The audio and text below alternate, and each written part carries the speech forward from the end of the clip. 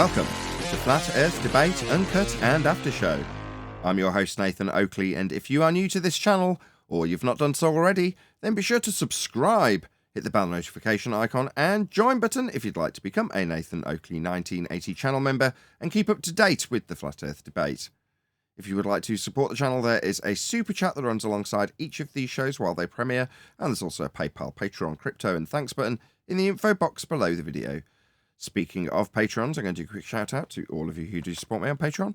So, a massive shout out of thanks and appreciation to Rod, Tordwazzle, Jason Hornsby, Christoph Fournier, John Travolta, JMails24, Unamento, M-Iron26, Endless, Flat Earth Sage, Goldie McKinnon, Retro Bill, More Books, Cannabear, Bogey, Michael Kahn, John Kays, Patrick Gunnels, Banter, Will Brax, Mel B. Styles, Troy Shuker, Hairy Blade, Mobile Max 777, Neo the One, Rob W, Reese Pound, Del West Watson, Maria Nealons, Unbelievable Productions, Blue Ridge Ranger, The Real Gabster, Abraham Mohammed, Skeptic 936, Life for Short, Texas Mike, David Wayne Foster, and Dank. So another massive thank you to all of you for supporting me on Patreon. Now I will hand over to whoever is in Discord and Google, so you can enjoy their dulcet tones while I set up for today's live show. Longitudes, not so much. But then the sextant wouldn't work. It's got to be a perfect grid. Sextant only works with a perfect grid. That's correct. Hello? Hello, Neil. Are we trying to apply geometry to the stars again?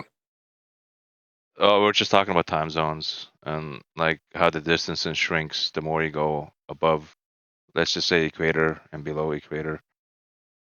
But who says they shrink, right? According to the sextant and navigation, whatever you want to call it, sextant navigation. What's the equator?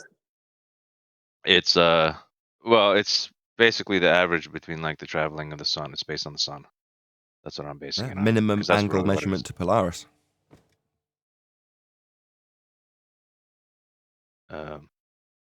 Say that again. The minimum angle to Polaris.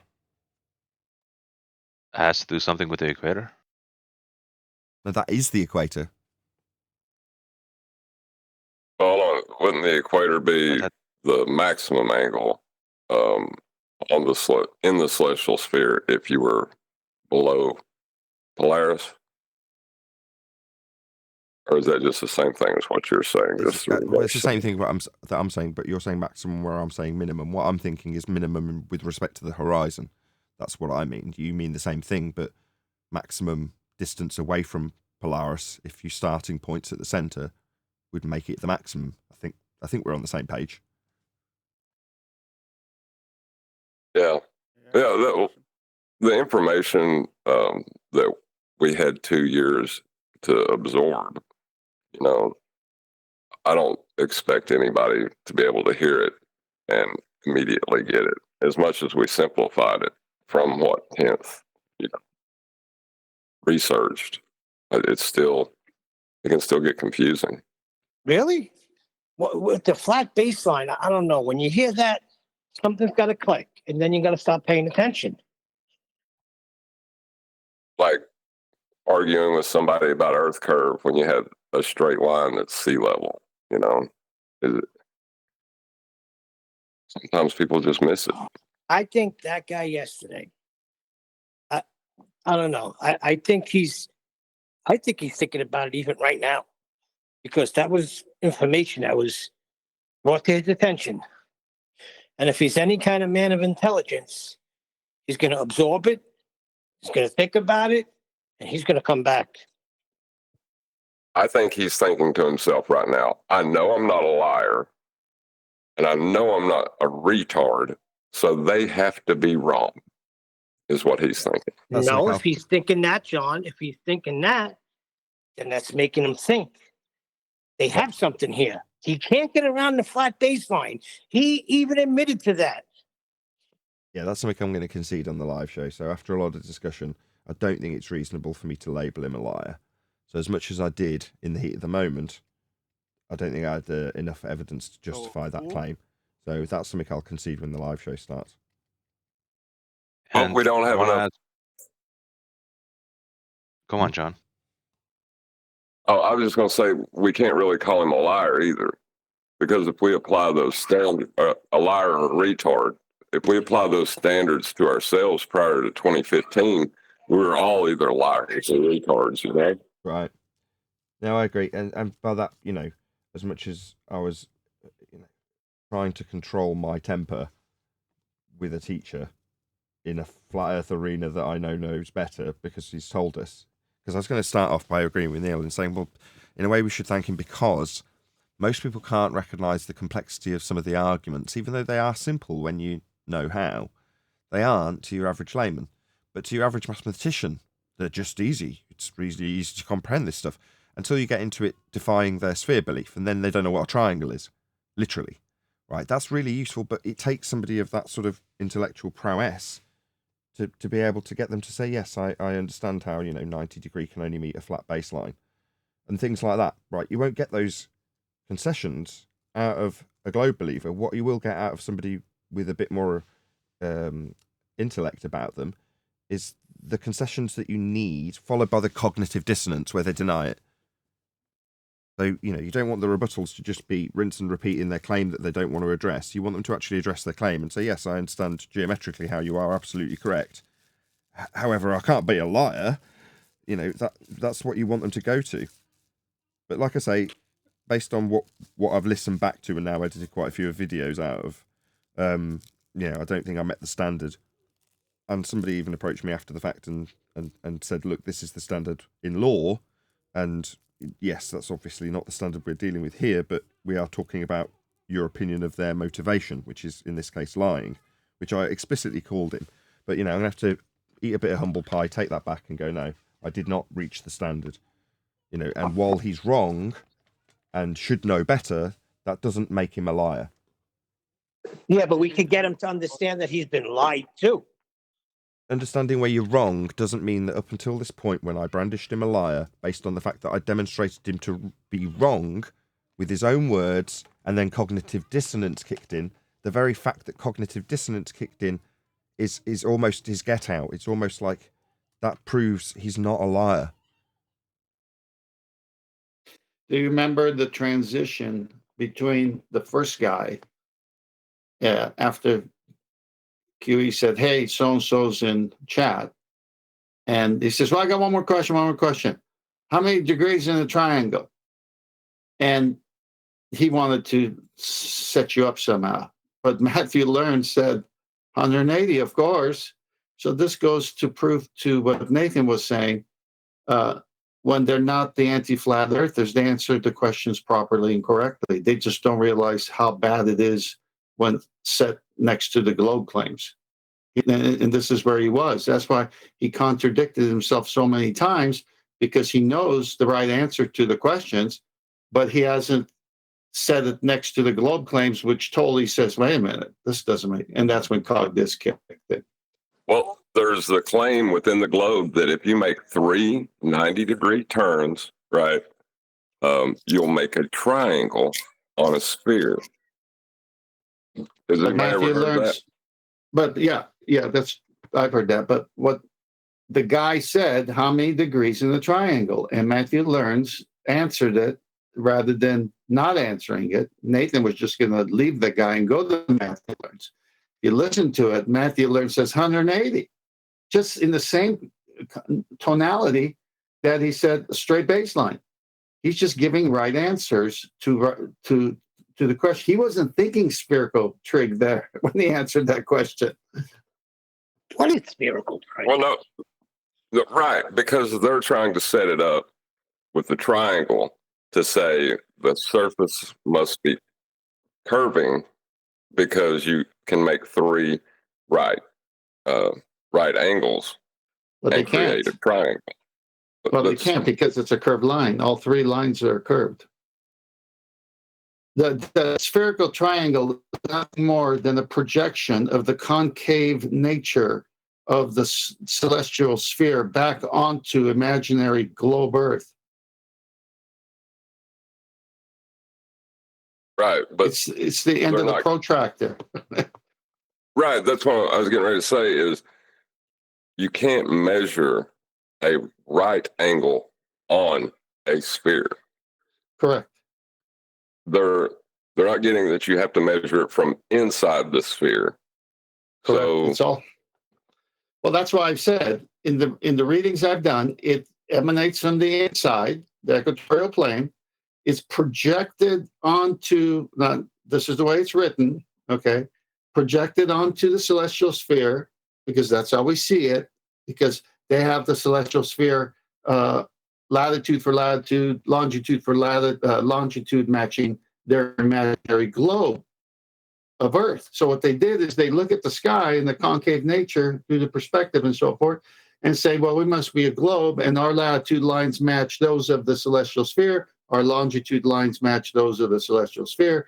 And it's reprojected back down like a patch and placed on the Earth. I'll put a picture in Master D right now. yeah, John, but once And- they admit that they're getting their measurements from the center, because that's the only place they could get them, shouldn't something like click in their brain that, hold on, this has to be being done on the surface? I don't in understand. an ideal situation where there wasn't a world of harsh probabilities that come with the realization that the Earth is flat, yes, that would be a simple thing to do. But like Conspiracy Cat said, well, then that means this also about NASA, or that means this about other things. And that can be scary enough that somebody would, their mind, not necessarily them, but their mind may stop them from going down that route.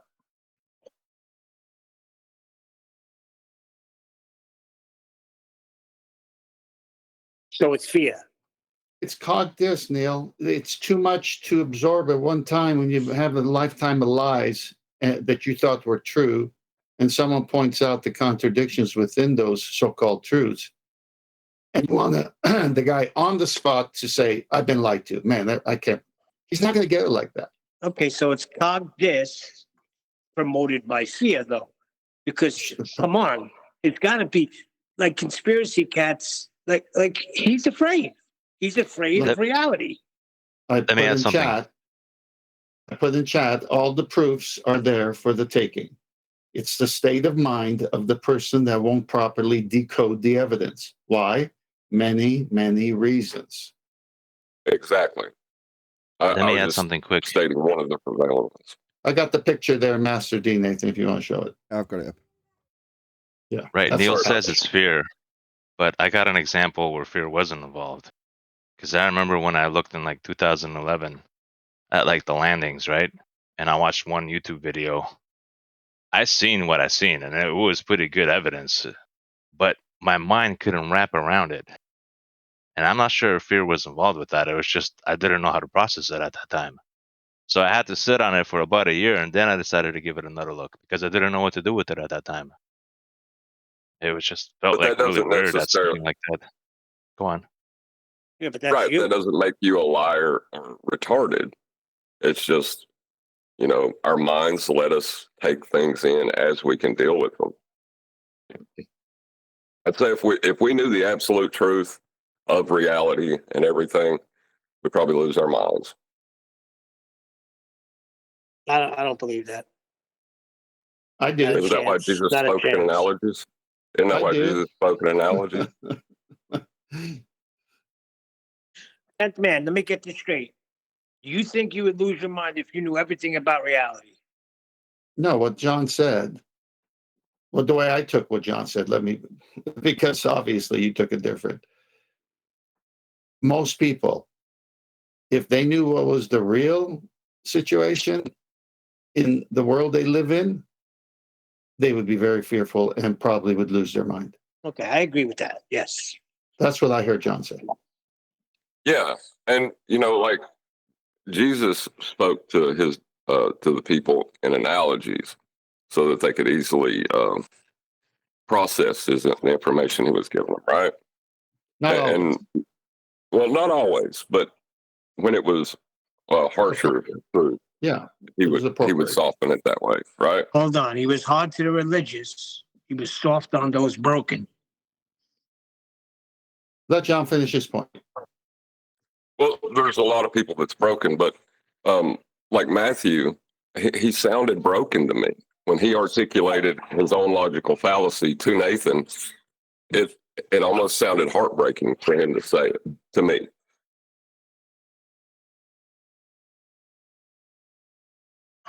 Yeah, Nathan was rough on him. That's for sure. Do you want to hear that back? Yes, please. Okay, give me a minute. I just have to cue it up. Talk amongst yourselves. I've just edited Okay, it. but Just that section. Yeah, I've so- happened to have just edited together. yeah, Tim. No, it's obvious. A friend of mine listened to the show, but not from the beginning, and caught somewhere between the Matthew, somewhere in between his start and finish. So he didn't start with Matthew's start. And he thought it was a skit that we were putting on. He thought it was so crazy that a baller would admit to all these things, that it was like one of us playing the part. And I said, no, that guy was for real. He said, you mean that guy was for real? He actually believed those things and he admitted those things and he's still a baller? I mean, that's how it came across to someone who thought that the arguments were so devastating that no way can the guy on the other side be real. He had to be pretending to be a baller. Okay, I've got it queued up ready if you guys want to pop yourselves on mute. Intonate earlier that you'd got some form of measurement that you'd then take into calculation to give you your R value. What's pointing out here is there isn't any measurement or interaction at any point. It's all just in calculation and assumption. Earth is a sphere. All I say is that he used that to measure the radius, not to prove that the Earth is a sphere. The same radius that you said was never measured. Necessarily come up very often, but that's a fallacy in logic called begging the question. Right. If you were trying to prove Stop. that the Earth is the globe. Stop. Yes, was your reply. Your Yes. fallacy in logic is your justification for lying to the kiddies. It is a fallacy in logic to say that to use the radius of the Earth to prove that the Earth is a sphere. Correct. Yeah, so I've conceded that nobody's ever measured the curvature of the Earth. The Earth is a sphere. All I say is that he used that to measure the radius. You tell the kids that Eratosthenes did what? Please repeat. He calculated the radius. That's not what you said before, though. I'm trying to explain what I'm telling the kids. Yeah, I hate you. Yeah, I hate you. You're the reason I homeschool. You're the reason I homeschool my kids, because I don't want people like you to teach my kids. You disgust me, and I do believe you should be fired. The very fact that you've come here, have you taken down your video with the incorrect information that you conceded here when you joined? Have you taken that down? No, and Scum! Fire him! He's more than content to continue to perpetuate his bullshit lies that he's conceded. He hasn't taken his video down. He's not got an ounce of integrity. Have you, Matthew? Take your video down and put one up with the corrections and acknowledge us in them. Acknowledge me personally for the corrections I gave you, and acknowledge the world is flat. I'm not asking you to give your heart to Jesus. I'm asking you to have some intellectual integrity. Do it. Clown. I don't think no. Yeah, no. So you're not looking at the mountain. You talking about like the light energy coming from the top of Mount Everest? Yeah, What do you mean? that's what I'm talking about. Let's cut this short.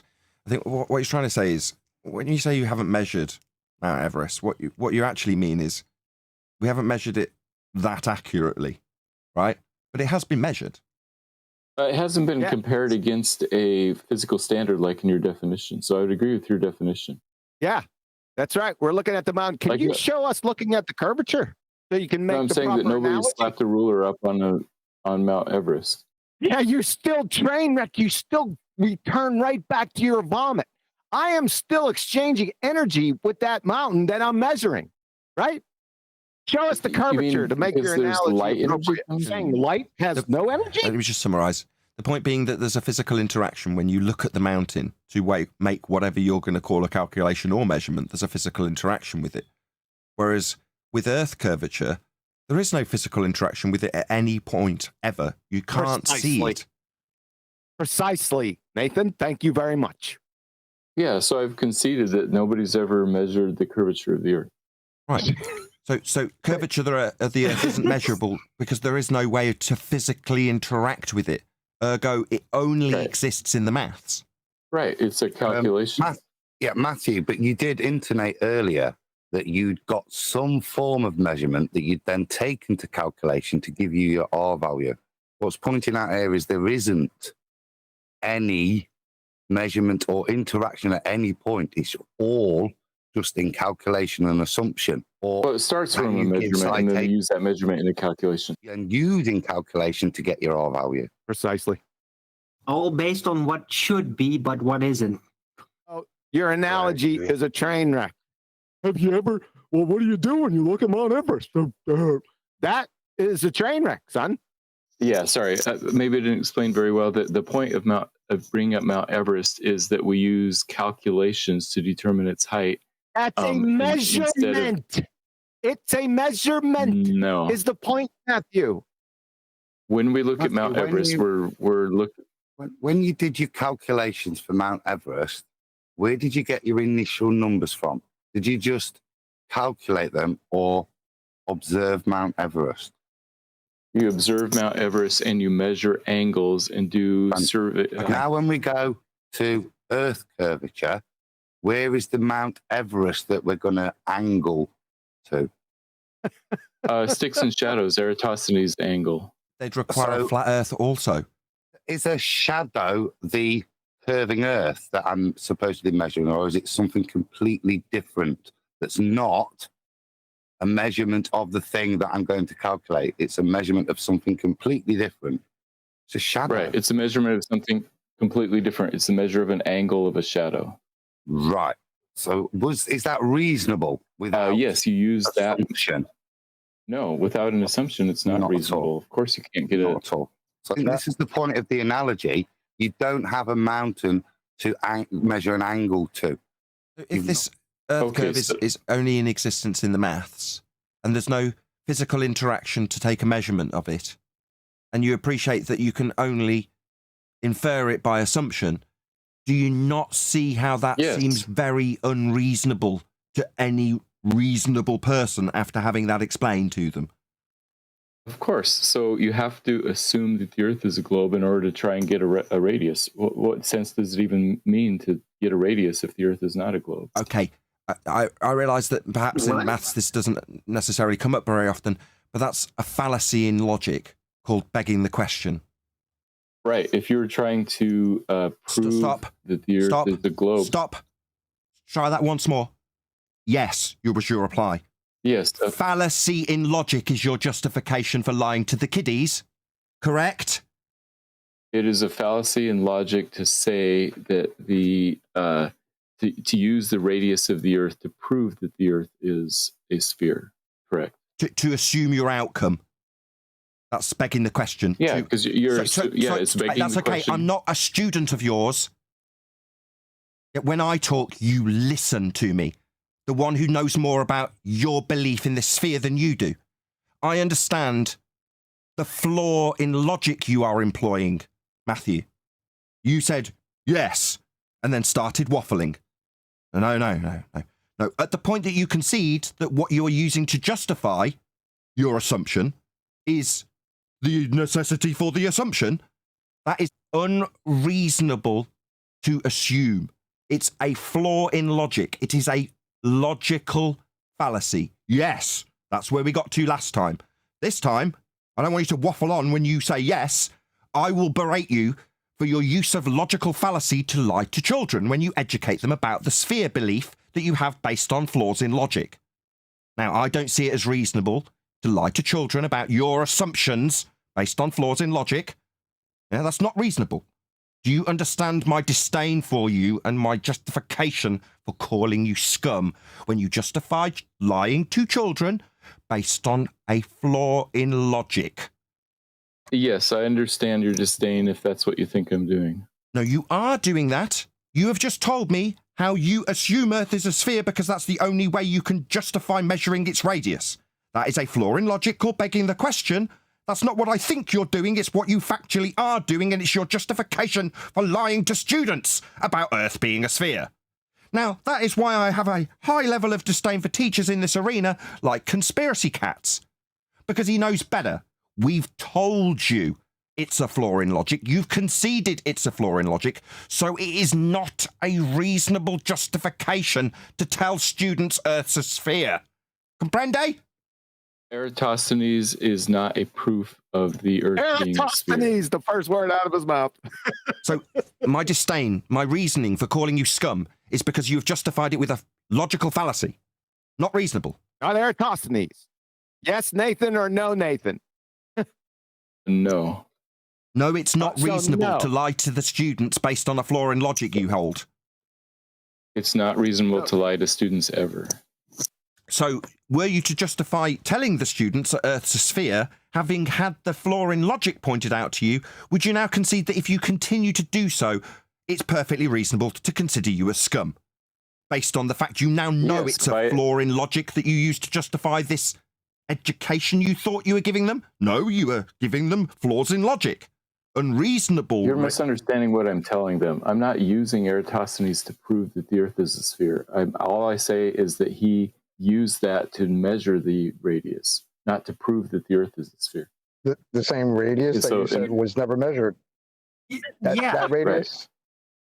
Measure an angle of a shadow from a stick. Why would you assume that the base of that triangle has a curve to it? That is utterly ludicrous. Oh, God.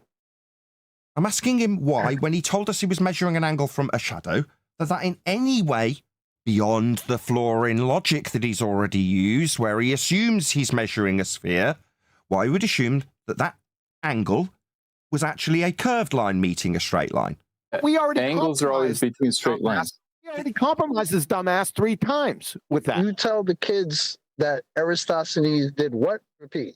He calculated the radius. No, That's not what, what you you said said. before, That's not though. what you said. You said sir. measured.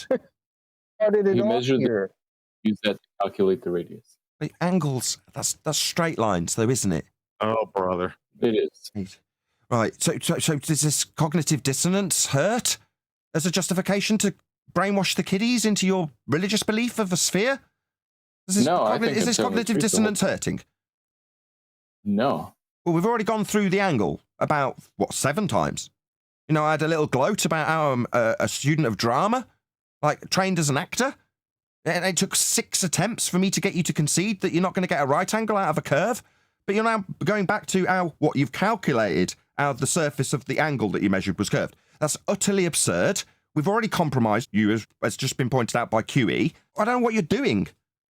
I'm trying to explain what I'm telling the kids. yeah, I hate you. Yeah, I hate you. You're the reason I homeschool. You're the reason I homeschool my kids, because I don't want people like you to teach my kids. As you chuckle Wait, about you think this. you're- Shut up! You think Shut up! Stupid man. Telling my audience why I homeschool. Because you, when pointed out and compromised 6 or 8 times, laugh about it. That's why I hate you. And I wouldn't put my kids in front of you. You think your kids are going to end up as... I am not going to put my kids in front of you, you lying scum. You understand? So what Yeah, matters, I I don't care do. about your Dumb. opinion thereafter. It's a fact. Not something you can question or query. That's a fact. It's my justification why I wouldn't let my kids anywhere near you. Because you'll lie to them. And when somebody points out how you've lied to them, you chuckle. You think it's amusing. That's why I hate you. Hate cats. Hate all of the people in this arena who know better, that have been told, like you've been told, that have had to be dragged around by their short hairs with their own bloody words about how wrong they are and how they're using logical fallacies. And at the end of the process, you laugh. You disgust me, teacher. You Well, yeah, I should think be it's sacked, amusing, your and you can anger. shut your mouth while I berate you. You disgust me, and I do believe you should be fired. The very Yes, fact man. that you've come here, have you taken down your video with the incorrect information that you conceded here when you joined? Have you taken that down? No, and Scum! Fire him! He's more than content to continue to perpetuate his bullshit lies that he's conceded. He hasn't taken his video down. He's not got an ounce of integrity. Have you, Matthew? Take your video down and put one up with the corrections and acknowledge us in them. Acknowledge me personally for the corrections I gave you and acknowledge the world is flat. I'm not asking you to give your heart to Jesus. I'm asking you to have some intellectual integrity. Do it. You can rejoin when you've honoured what I demand you do. That's correct your lies that you conceded when you arrived here. Take down your video with its incorrect nonsense that you've bullshitted around how Earth is assumed to be a spherical radius value-based system with a turn value that's equivalent of a clock. No, my friend. Then you can go away and justify to yourself how you lie to your students with the logical fallacies you employ, while I retain my disgust and disdain for you as a teacher. That's it. I don't know, Nathan. That laugh. Hold on. That laugh justifies everything you did. I'm sorry. No, I don't. No, I don't agree. Stop. No way. Let's just correct that Neil immediately. No, that's wrong. He's wrong. And then upon being pointed out how wrong he is, he's then trapped in cognitive dissonance. That's not a liar. I'm going to have to concede that, Neil. I will immediately as soon as the live show starts. Neil, the laugh is not that scoff. That laughing scoff was arrogance. The thing about it is, in the ancient times, Matthew, you'd be eviscerated from your perineum to the tip of your jawbone for doing that to children, for being a liar, for being a deceiver. You'd be considered a black magic priest. No, he would be considered a sorcery priest teaching against the truth, the dark side, basically. Damn, and he would either be burnt. You're welcome to your opinion, but please, when I concede, I don't want you to cut me off in the middle of it, going, "No, he's a liar." Sorry about that. Yeah, because it'll just. If you were still welcome to your opinion, and you expressed it yesterday, and it made the edit of a couple of videos. So don't get me wrong. I've just aired my disdain so that when I go live in a couple of minutes' time, and I then strap onto the end of it, at least chronologically in this video, at the very least, it will make sense because you've heard what I'm essentially conceding after you've just heard it. That's why I've played it. I don't know. I thought you were hard on him, but when I heard that back in that laugh, I don't know, man.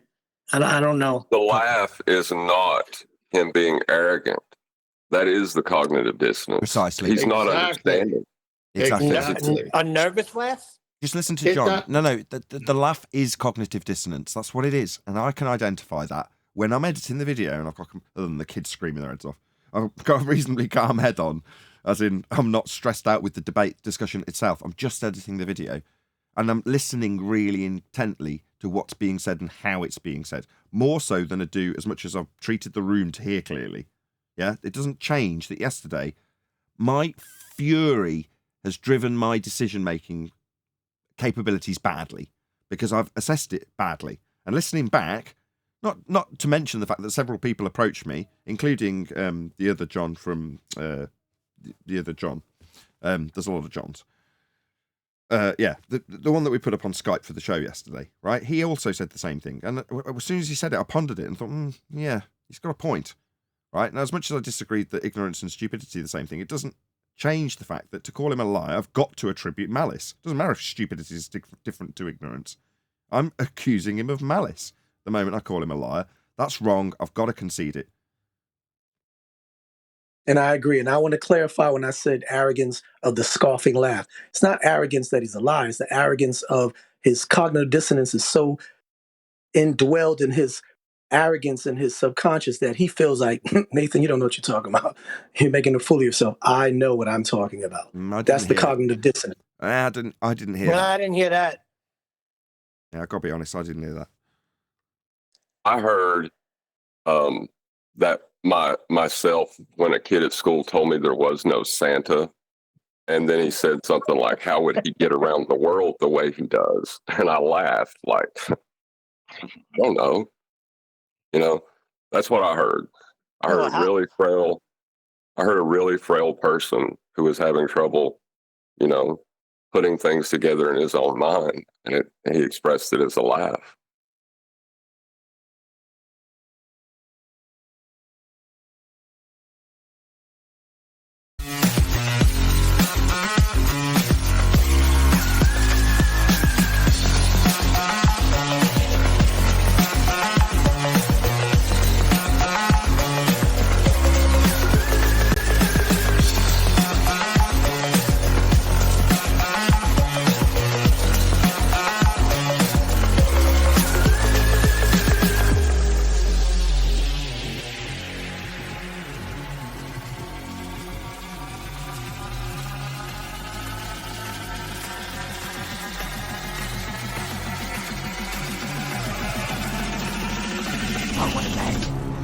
Welcome to Flat Earth Debate Live. I'm your host, Nathan Oakley, and if you are new to this channel, or you've not done so already, then be sure to subscribe, hit the bell notification icon and join button if you'd like to become a Nathan Oakley 1980 channel member and keep up to date with the Flat Earth Debate. If you would like to support the channel, there is a super chat that runs alongside each of these shows while they are live, and there's also a PayPal, Patreon, crypto and thanks button in the info box below the video. Most importantly, if you'd like to join the discussion, simply mute the page you are currently watching, then click the link in the info box below this video to join the panel and express your views on the nature of Earth. If you do join, please don't swear. If you do, you'll be ejected, and if you are, please don't try to rejoin the stream using sock accounts. You'll be warmly welcomed back on the next stream. Please also share the show on social media. Sharing the show obviously increases the live audience, but this in turn increases the chances of a more diverse panel, so please share the show on Facebook and Twitter. Now we are joined by... see, studio lights are gone. Right, there we go. Refracted Curvature, Neil, 10th Man, and a whole bunch of people in Discord. So welcome, one and all. And Hello. Good morning. Good morning. I will say you can lead a horse to water, but you can't make him understand its level. And I say yes, you can, as long as you give him some salt that he can drink it up. Okay, right. In the editing All process measurements of are yesterday's show, so I've gone through all of yesterday's live show and some of the after show and edited it into several videos and shorts, which will be released in time and are available to members now. The most recent of which was played in the pre-show. Now, this show obviously becomes available to members once the recording is finished later on today, and will come out next week for the general public. Now, in the pre-show, I played the full entirety of what was being levelled as me as harsh on our opponent, and I'm going to concede that right now at the beginning of this live show, and maybe even lay an apology at the end. We'll see how I get on to Andrew Weathers in Matthew Weathers. Sorry, got his name wrong. In that regard, so I've levelled an accusation of lies at him, which was not acceptable. I didn't have a standard to reach that accusation, so I'm therefore going to disclaim right now that that was unreasonable on my part and concede, eat humble pie and say, I am sorry, it's not reasonable to lay an accusation of lies at a man who is caught in the midst of cognitive dissonance, which he was. And having listened back to it without a hot head, which I do when I'm dealing with teachers who are in this arena, and I'm not going to go over my justification in the moment, again, what I am going to do is concede I was wrong and say, no, it's not reasonable to accuse Matthew of lies in this instance, and I am sorry for doing so in that regard. Now, also, as a direct consequence of my claim of lies, I'm saying he should be fired, which is also unreasonable, considering that after the fact, I've come to the conclusion that it's not lies. The overall theme has lies within it, but that doesn't necessarily mean that there's malice aforethought on the part of Matthew when he disseminates that information, as he is paid to do so. So it's also unreasonable to question the man's integrity, question his ability as a mathematician, which we didn't do. But I'm just saying for future reference for anybody else who's, getting a dose of humble pie, I might as well scoff the whole bowl down. Which is to say it's not reasonable to say he's not a good mathematician, not a capable professor, not capable of teaching children, or some of the other things that were accused of him, which in this case, and the most, prevalent apology for me is in regards to calling him a liar, because I don't think that's the case, and I've assessed that after the fact, like I say, with a much cooler head. So there we go, that's my apology to Matthew, and also, alongside that, as a bit of a, I don't know if you call it a plus, but, bittersweet victory for me, I'm very pleased that he did join, and the other guy who joined, Robo, whatever he was called. So I want to pass out my sincerest thanks to Matthew, and point out to other opponents, that took a lot of courage on his part. He's faced the entirety of Flat Earth Debate on the cutting edge of this discussion, after a response video being made to him, and he's just faced us, and was far more conciliatory than I was, polite as well. So that took a lot of courage from Matthew, and he should be commended for it. I do take a lot of content out of it, and I make my living with that content that he has provided from his own time, at his own expense, and I'm going to be thanking him for that. He also mentioned at the beginning of his visit that on his video that we responded to, he pinned a link to our video. Now, I am actually elated with that, and I thanked him at the time, and I'm going to thank him again, because that's the only way we get any promotion within this subject matter. So he couldn't have been a better opponent. As an intellectual, he also conceded points where other more layman might not have conceded them because they didn't understand them.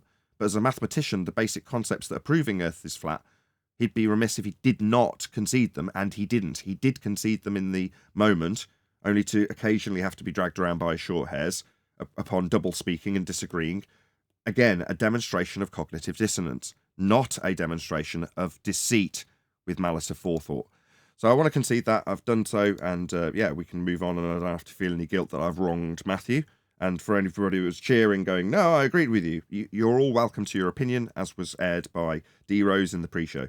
If you think he's a liar, that's your opinion, and I've expressed why I now rescind, or however the word, retract that. And I am, and I have, and now we can move on. Any evidence of a physical geometric sphere edge horizon, formerly known as the curve of the Earth, the hill that used to block boats and buildings? Well, we could ask Matthew again. It exists in the math based off a flat plane. That's correct. Good summary, Arwin. That was brilliant. Good morning, guys. Good morning. Everything is based off a flat plane, by the way. I've been saying that for like nonstop an hour on my show, so still echoing. I still have to remind everybody that everything is based on a flat plane, really. That's an excellent, eye-opening, isn't it? Nobody's going to take this away from Arwin. If he's been banging on about it for an hour, I couldn't get behind him more. Right. The more I progress in this subject, Arwin, the more I realise the same. Which is at first why it's a scary, horrible subject that's dark and you don't know anything and you're being hammered for claims that you're not making. That was at the start. At the end of that tunnel, the light at the end of the tunnel is essentially what Arwin has just said. Everything proves a flat plane. Does that sound like a bold statement to me now? Nah, I'm almost indifferent to it. Does it shock me when we go down a route and go, you know what, this proves a flat plane? You know, give a couple of examples from yesterday's debate with Matthew. You got GPS. When you throw out as a glober, global positioning system, you think you've got such a sharp dagger. Yet when I Bruce Lee that knife off you and stick it back in your ribs with, that's a flat plane Cartesian grid system, and the grid itself's been developed from flat plane angle measurements to Polaris, I just watch you dying, metaphorically speaking. Yeah? But when you first hear GPS as a flat earther, the satellite's moving around in a presupposed spherical motion. Oh no. That's what you think at the start. Well, what do you know? At the end of the process, it proves a flat earth. Like everything proves a flat earth, including the globe earth maths that Arwin described. Where's that earth curve I asked for? Well, it's in the maths derived from flat planes, the difference between the two, right, John? Yes, sir. There you go. Differential between flat planes will give you your earth curve, right, Arwin? So it proves a flat plane. Earth curve proves a flat plane. Isn't that nuts? Wow, Right, all the globe machinations are all based on a flat plane. And by the way, everything that has ever been built or engineered or designed or conceived has all been based on a flat plane. Even the math in our head is based on a flat plane. If you want to make a globe, you have to start with a flat plane. That's the ugly reality of it. Nathan, can you go to Master D and put up Andrew Thomas Young agreeing with Arwin? Oh, right, okay. Is it a video clip or just a... No, it's just a citation from his website. Okay. Calculating Says, atmospheric refraction. Is somebody going to read this? Yeah, I'll read it. Go ahead. Calculating atmospheric refraction. All the discussion above deals with plane surfaces, but the Earth isn't flat. To deal with refraction in a curved atmosphere, we have to introduce some geometrical considerations, which we have been put on a separate page. Thank you for agreeing with Arwin. Yeah. As long as we can beg the question that air takes a sphere shape, then we must take geometric considerations. AKA begging the question fallacy that says, all of this has been done on a flat plane. Air is sphere-shaped, not dispersing into a sky vacuum, arbitrarily wrapping itself around a sphere-shaped Earth, I've assumed, without justification for doing so, beyond a begging the question fallacy. Therefore, light will bend around it at our geometric consideration rate, which is based on the radius, 7/6 of the radius in standard form. That's atmospheric refraction. Standard atmospheric refraction. Well, atmospheric refraction. Oh, right. So we suddenly have to take geometric considerations because sphere-shaped air? No, definitely not. But what's that? The actual measurements were done on a flat plane. Yeah, thank you for confirming what Arwin's essentially saying. Even their atmospheric refraction, based on an R value, with the curve that's been taken from differentials between two flat planes, is going to give you your claim in geometric considerations that we've got light bending through a presupposed spherical air. All right. But it all came from a flat Earth in the first place, right? The R value included. Yeah, it all leads to a flat Earth in every single example. Earth is flat. So it shouldn't shock you when everything that you've ever made as an example about anything that's directly relating to the ground will eventually wind its way back up being a flat Earth proof. An obvious question would be from just a brand new person. Well, if Earth is a sphere and we live on the sphere, why did you take refraction calculations off of plane surfaces? Yeah, just get the calculations from the sphere-shaped air. What's that? You can't recreate it unless we beg the question of a massive scale that we don't observe and then put it into a radius rate value in Muppet vision. Oh, right, yeah, well, I'm not finding it reasonable to see my own head when I see light bending at the rate of the radius that you can't measure. It only exists in the maths. And what we're describing bending is going below the surface level in the maths. So the light bending below the surface level, that seems absolutely absurd. But that's what the maths is telling you. Wow, this is really advanced heliocentrism here. I have to agree. Well, yeah, the idea of atmospheric refraction is also, like, Andrew Thomas Young is the one who built that. He built it, the ideas of it, off the flat plane. He's proved a flat plane with that too. Any evidence that you can have gas pressure without the necessary antecedent of a container, as opposed to sphere-shaped air? Negative. You must have containment. That's why we're alive, because we're breathing, because we have air to breathe, because we are contained. Not only must you have containment for gas pressure, you must have containment if you want to create a vacuum. And to add, from a 6 to 7 year old to an 8 to a 9-year-old children, they just said, "That's right, Daddy. How can we carry the helium to our balloons if we don't have it in that metal thing you have to be able to blow it in there?" They know that you can't just pick up gas in your hand and carry it. It must be in a container for it to have pressure in order to blow into their balloons and be contained in their balloons to be able to have a party with helium balloons. That's how simple as it is. Right. There's also a bit of an issue, with the heliocentric model and the idea of space expanding. So if space is a vacuum, then how can that vacuum container grow bigger? What is it making it grow bigger when it's a vacuum? So it should actually just create more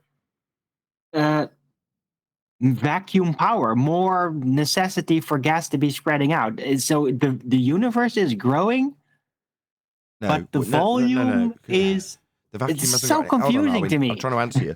So, no, the vacuum doesn't develop any power. But what you're saying is if the volume's increasing, then the net result of that would be a decrease in the pressure overall. That's the result of pretty increasing much. the container. So the vacuum would only become stronger. But the thing is, if the entire universe is the container, then how can that container even be growing? It would be causing an ever-increasing. Because there's no physical process, right? Physical derivable process like pressure or vacuum or whatever that would be driving it to become bigger. So there's literally nothing in the physical world that's actually driving the universe to become bigger. It just is set to be so. It would be an ever increasing differential if the universe were expanding. The differential would be ever increasing exponentially. But it's just so weird because they just say, no, it's expanding. And they might tell you about some visuals that they think that proves that it's expanding or whatever. But there's no actual physical explanation for why it's even expanding. That's reasoned out within physics, you see? It's just, no, the universe just expanding. That's it. I just point out that there's 80 people watching. We're only 15 minutes in, which is really good sign in terms of how many live numbers we might get at the end of this live show. So please share the show. If you're new to the show, glad we're going through a bit more focus on housekeeping today. Expanding to what? Don't forget Give, Send, Go, and Chocolate's fundraiser. Indeed, there's also a fundraiser that's been going on for the last week, which is for Chocolate saying. Hopefully one of the moderators will post a link to this. But it's been doing really, really well. I might actually, if someone can post the link for me, just so I can get quick reference to it in the Master Debaters Skype channel, then I'll pull it up and I'll thank the people who have contributed thus far in today's show. If someone can put me the link, that'd be really handy. But yeah, pardon me, Nathan, not to revert back to the first housekeeping question. I think was about Earth Curve, but I just watched two videos, one from Taboo, one from Eddie Banjo, both with pilots admitting, who have some code of ethics, admitting, one being a military doing Mach 2, that there is no chance in hell that the Earth is curved due to their observation, their profession, what they have to do, their tasks as military pilots, and one being a crop pilot who doesn't fly but maybe 100 miles per hour, and still attest that there is absolutely, indubitably no Earth curve whatsoever, despite what anyone says. So I wanted to add that to the Earth curve question. Okay, I'm going to do these shout-outs based on the ones that have come in since the last raft of shout-outs, although I think there might be some overlap. So first of all, hopefully there's going to be a link that flies by. If someone else can post it, and let's just have a look. Please support GoFundMe. Yeah, there it is. So Divergent Droids has just put a link to this in the chat. So if you want to click on this to support GoFundMe. But in the meantime, I'm going to shout out all the people, starting from a couple of anonymous donors. Dave Rudge, thank you very much indeed. Del West Watson, another anonymous contributor. Godzilla37, Blue Ridge Ranger. I have no idea to read that. But thank you very much for supporting the campaign. Really appreciate the support. JMails24, thank you very much. Blue Pill, Mike, also thank you very much to both of you. Original D-Rose, who's on the panel right now, thank you very much for supporting Chocolate's campaign. I really, really appreciate it. Another anonymous donor, Ramsey, thank you very much indeed. Patrick Gunnels, anonymous donor number 7, 10, whatever he may be. Sasha, who's also on the panel, I believe, at the moment. Brend, am I saying that right? Hopefully. Brend, thank you very much. Really appreciate it. Flutter Sage also. Rebel, thank you very much indeed. And another anonymous contributor. So, yeah, you've all been absolute superstars, because that's what I was hoping for in the first 24 hours. To sort of get to the point where you've got a load of people supporting it. It just looks good. You know, it'll keep the momentum of this going after we stop shouting it out. You know, and I get, you know, like now, it just gets the occasional mention. But yeah, thank you very much to everyone who's supporting that campaign. It's good to show Chocolate that we take this seriously when someone's in financial trouble, and just get on it immediately. And while me or Adam or Arwin or whoever else is on the panel hasn't got the means to just bail out somebody who's in financial difficulty, but as a group we can. And I'll mention him again because he's worth a proper big shout out in that regard. So Glenn Williamson, who's one of our opponents, stepped up and just, dipped into his pocket, probably more than anybody else, in fact, in this campaign thus far.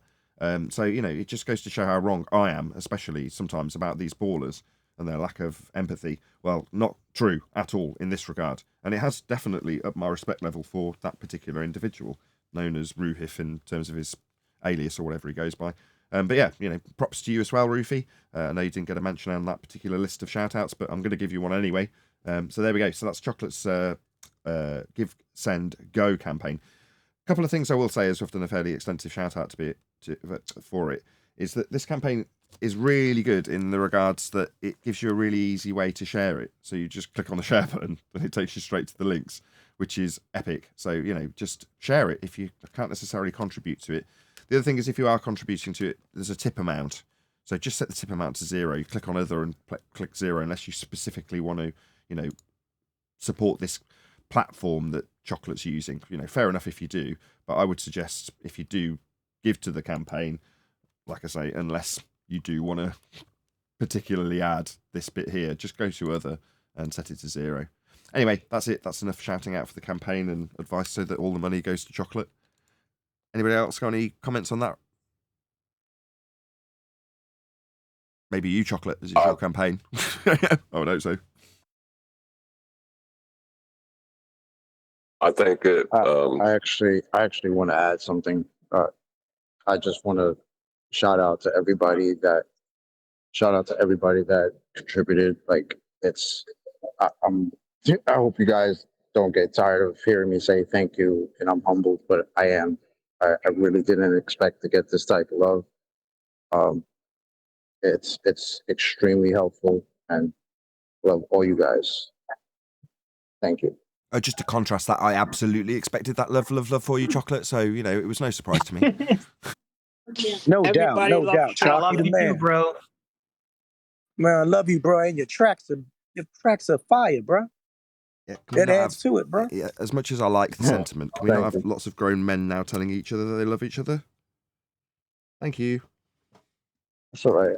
I make fun of feelings a lot sometimes, so I'll be the first one to say, yeah, I'm in my feelings. Yeah, it's all good, man. I definitely appreciate everybody. So Wicked. it's all good. Also, hopefully that plug went down well, because there's almost 100 people watching, and again, we're only 20 minutes in. So yeah, the numbers are going up nicely. It must have had some impact yesterday's show. So it had good numbers yesterday. Looks like it's going the same way today. Wonderful. Please share the show if you haven't done so already. We may cover a video if we haven't finished, discussing yesterday's show or the campaign. Also, I've got a load of blown up amplifiers, and I'm about to get the invoice today. I think the guy said he would sort it out for me for the repair. So there we go. I've also got a campaign that's far less important and definitely much more a first world problem. But that's it. Yeah, let's. What do you want to do, guys? Do you want to carry on talking about the Matthew Weathers show from yesterday? Do you want to respond to this? Yeah, that was a great show. Just one point on that. Well, there's so many points, but the one point that he said, Eratosthenes did not prove that the Earth is a sphere. Now, I'll finish what he said after that in a second. I want to say that every video we've ever reviewed here about Eratosthenes, including from Neil deGrasse Tyson, is that he did prove that the Earth was a sphere. But here's a mathematician who's honest enough to say that Eratosthenes did not prove that the Earth is a sphere by measuring the radius is not proof of a sphere. You have to assume it's a sphere. That's what he said. So kudos for that. Yeah, I think he was really conciliatory, and the things he accepted as true, or because it's not really a debatable topic anymore, Absolutely. So he made a bunch of. Oh, go ahead. I just thought he made some big leaps and bounds with his, understanding yesterday, and I hope he continues to think about it. Absolutely. To the point where any minor flaw in my argumentation's been met with an apology. That's how conciliatory he was. In other words, if he'd have overstepped the line in even the slightest respect, he probably wouldn't have got that from me. Like, well, fair, it's give and take, innit? He's put that jab in, I've put this jab in. But in this regard, you go, no, he didn't put a foot wrong. Other than obviously, what we're highlighting is his argumentation and flaws in logic. That's not what I'm talking about. In terms of debate tactics that they sometimes get labelled, he did not employ any. Correct me if I'm wrong. Can I say something? He's definitely thinking about this, because I remember back when my brother first told this to me, and I could not stop thinking about it. And the evidences that we have today are nothing compared to 7 years ago when it was first presented to me. So he is definitely thinking about this. Okay. No, you're not wrong in your assessment that he was not using global tactics. I'm sure they are, Neil. That's kind of an overarching. Well, yes, 10th.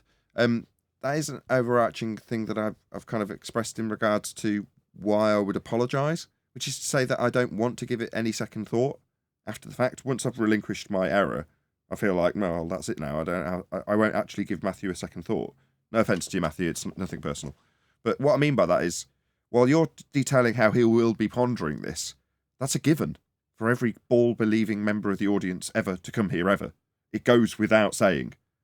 But by contrast, it's worth you bringing it up so I can point out, well, but for the fact that I was unreasonable in labelling him a liar, which I would have dwelled upon, and then I would be giving him a second thought.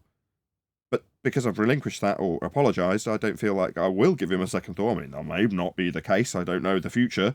But typically, I don't give these guys a second thought. They do, though, don't they, Neil?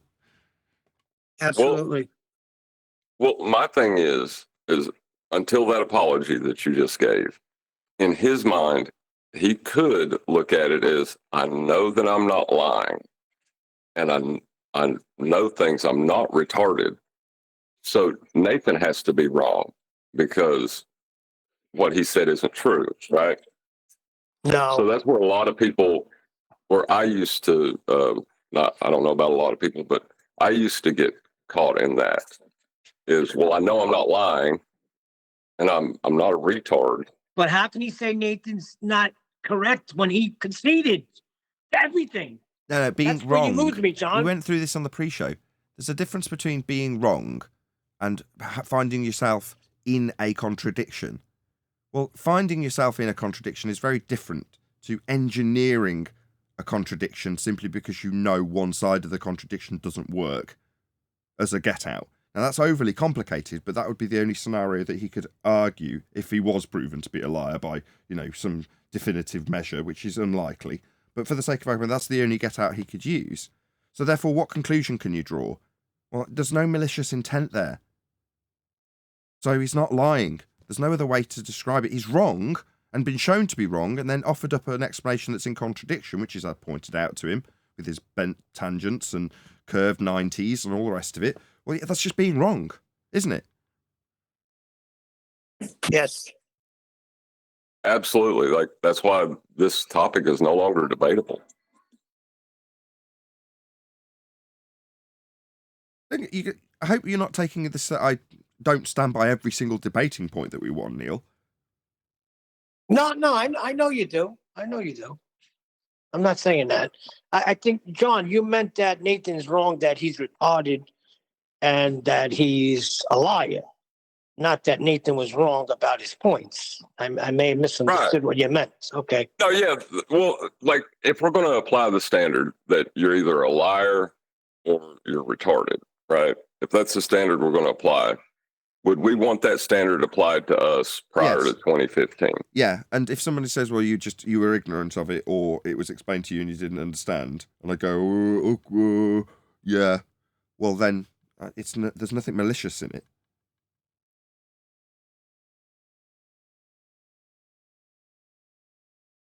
Well, yeah, but what I'm saying though is you can be ignorant and not necessarily be a retard.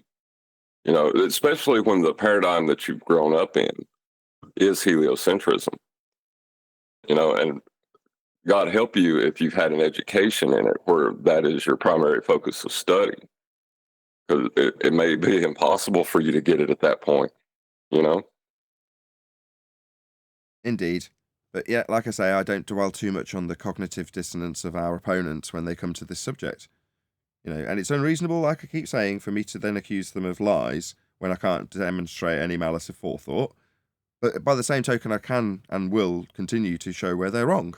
Now, the fact that it's difficult for somebody who just accepts that what we point out as a begging the question fallacy is a reasonable automatic assumption, well, at that point, yes, it is going to be difficult to get through to that person because they can't fathom how something that they know is a spherical shape, when demonstrated to not be, it does not compute.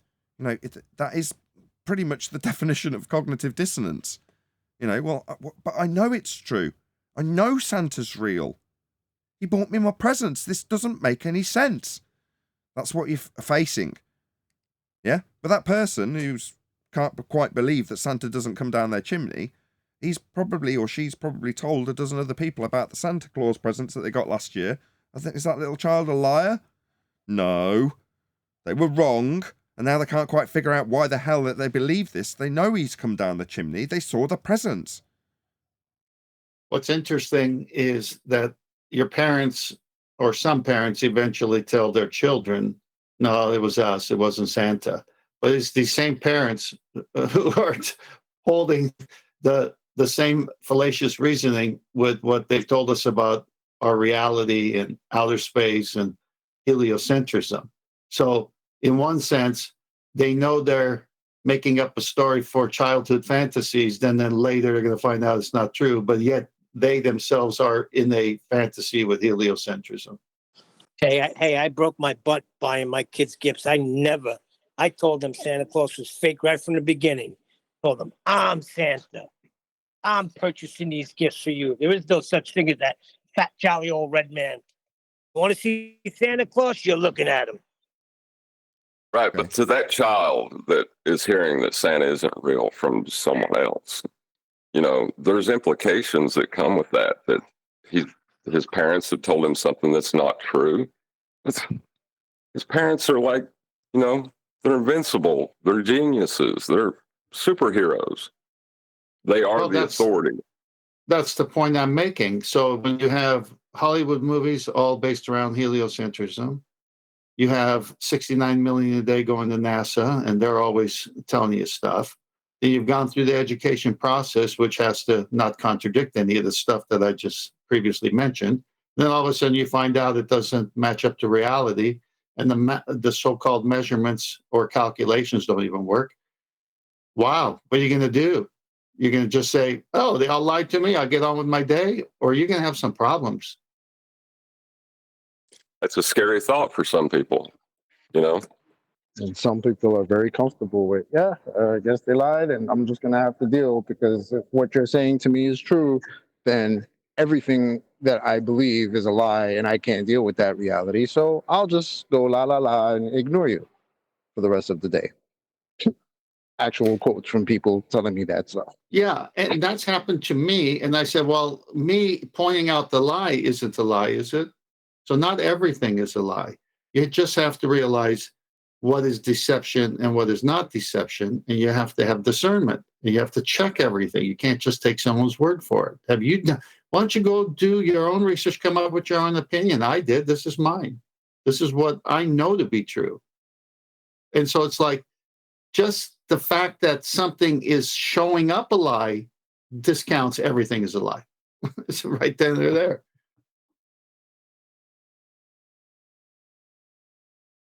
But I will say that, like yesterday, that laugh that Neil got angry at, when I first heard of Flat Earth, I gave that exact same laugh.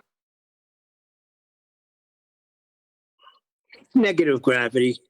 Not to cut you off, John, but what is negative gravity?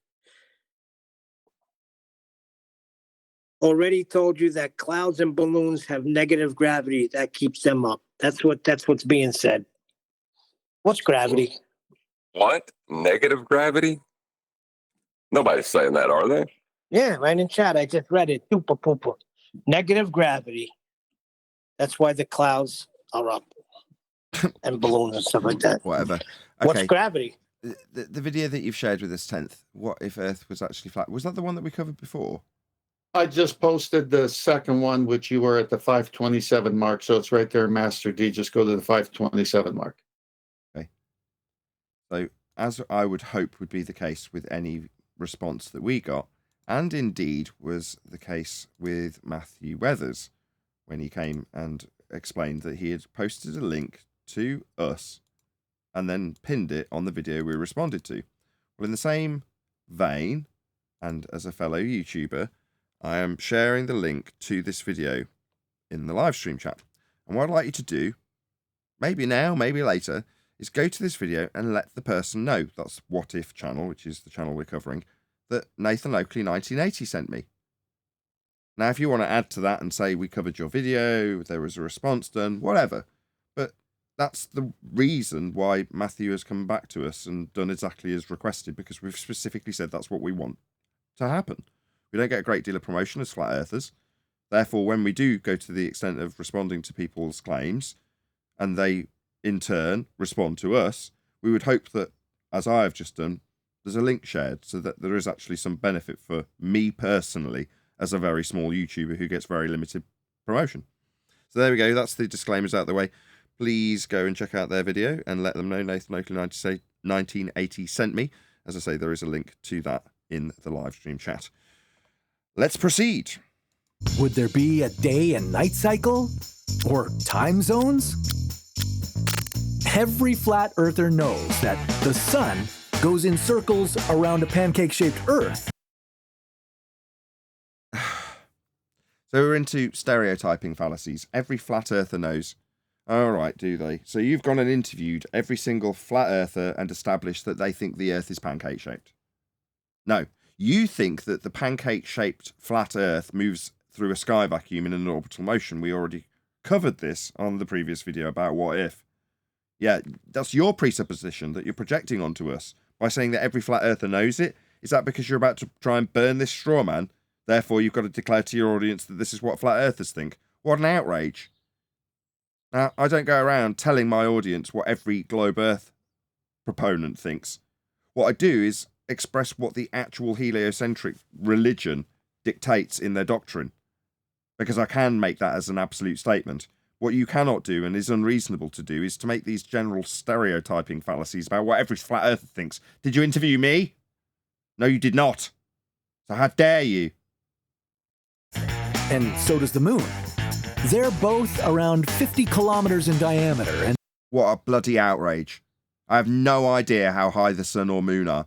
Why? Well, because when you take elevation angle measurements to them, they recede towards the horizon.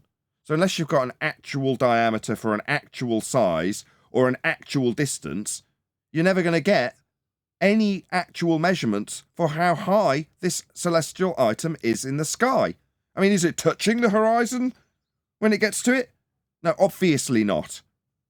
But that means that you have no method to measure its height. Now, we know that because we can take apart some of the nonsense of flat earthers too. You know, in my opinion, that means we should be put to the top of the lists. We don't just take apart globe nonsense based on its fallacy. We also take apart flat earthers in their nonsense if they were to assert that. Well, we don't assert that. We know how it's wrong and how it can't be measured that way. And act like huge spotlights. Nathan? Yes. Nathan, yeah, this is a good part because in the sextant elevation angle measurements, this is an angular relationship, the angle above the horizon. And this is why it's devastating, because how do you have an angle, elevation angle, two straight lines meeting at a vertex if the ground under you is curved? You can't. So I just want to put that in. But let's bring good old science to the equation. If Pound says he won't bring any science whatsoever now. The sun worked as a spotlight. Right, if the sun worked as a spotlight, so your supposition is just a supposition that's based on a straw man, based on what you say every flat earther thinks. You see, if you're doing anything in science, you start by observing natural phenomena, not supposing that the sun is a spotlight. So you don't know what science is, that's clear. How many subscribers? Oh, 7.15 million. Why is he talking about science? Why is this preferred content YouTube? No, let me just accurately describe what science actually is for this numpty. That would be the acquisition of a cause and effect reasoning validated through experimentation based on a hypothesis after observing phenomena that you want to know the cause of. Step 1, observe natural phenomena. Step 2, suppose the cause of the effect you're studying. Step 3, validate your supposed cause by varying it to see if it causes it. That's an experiment. After that, you can form theory based on the empirical outcome, based on the hypothesis having a null. That's science. Why is this numpty starting his, quote, science with if the earth is a spotlight? What, if the sun's a spotlight? No, that's not how you do science. Step 1, observe natural phenomena. You'd see it from everywhere on Earth. Would you? What, based on your supposition that it's a spotlight? You'd see it from everywhere? What about this dark area? Even in your diagram, it's not lighting this section over here in your straw man model that every flat earther adheres to. How can you possibly say it would light all of Earth when you're literally showing it not doing that in this model? Are you thick? Do you not realise that when you showed this, you've got a dark patch over here that's not being lit by the sun? Now that I claim this model, this is now your claim, Dumbo. Notice how I'm pulling apart this so-called flat Earth claim. Why aren't I at the top of the lists in this subject? Even if it didn't shine directly on you.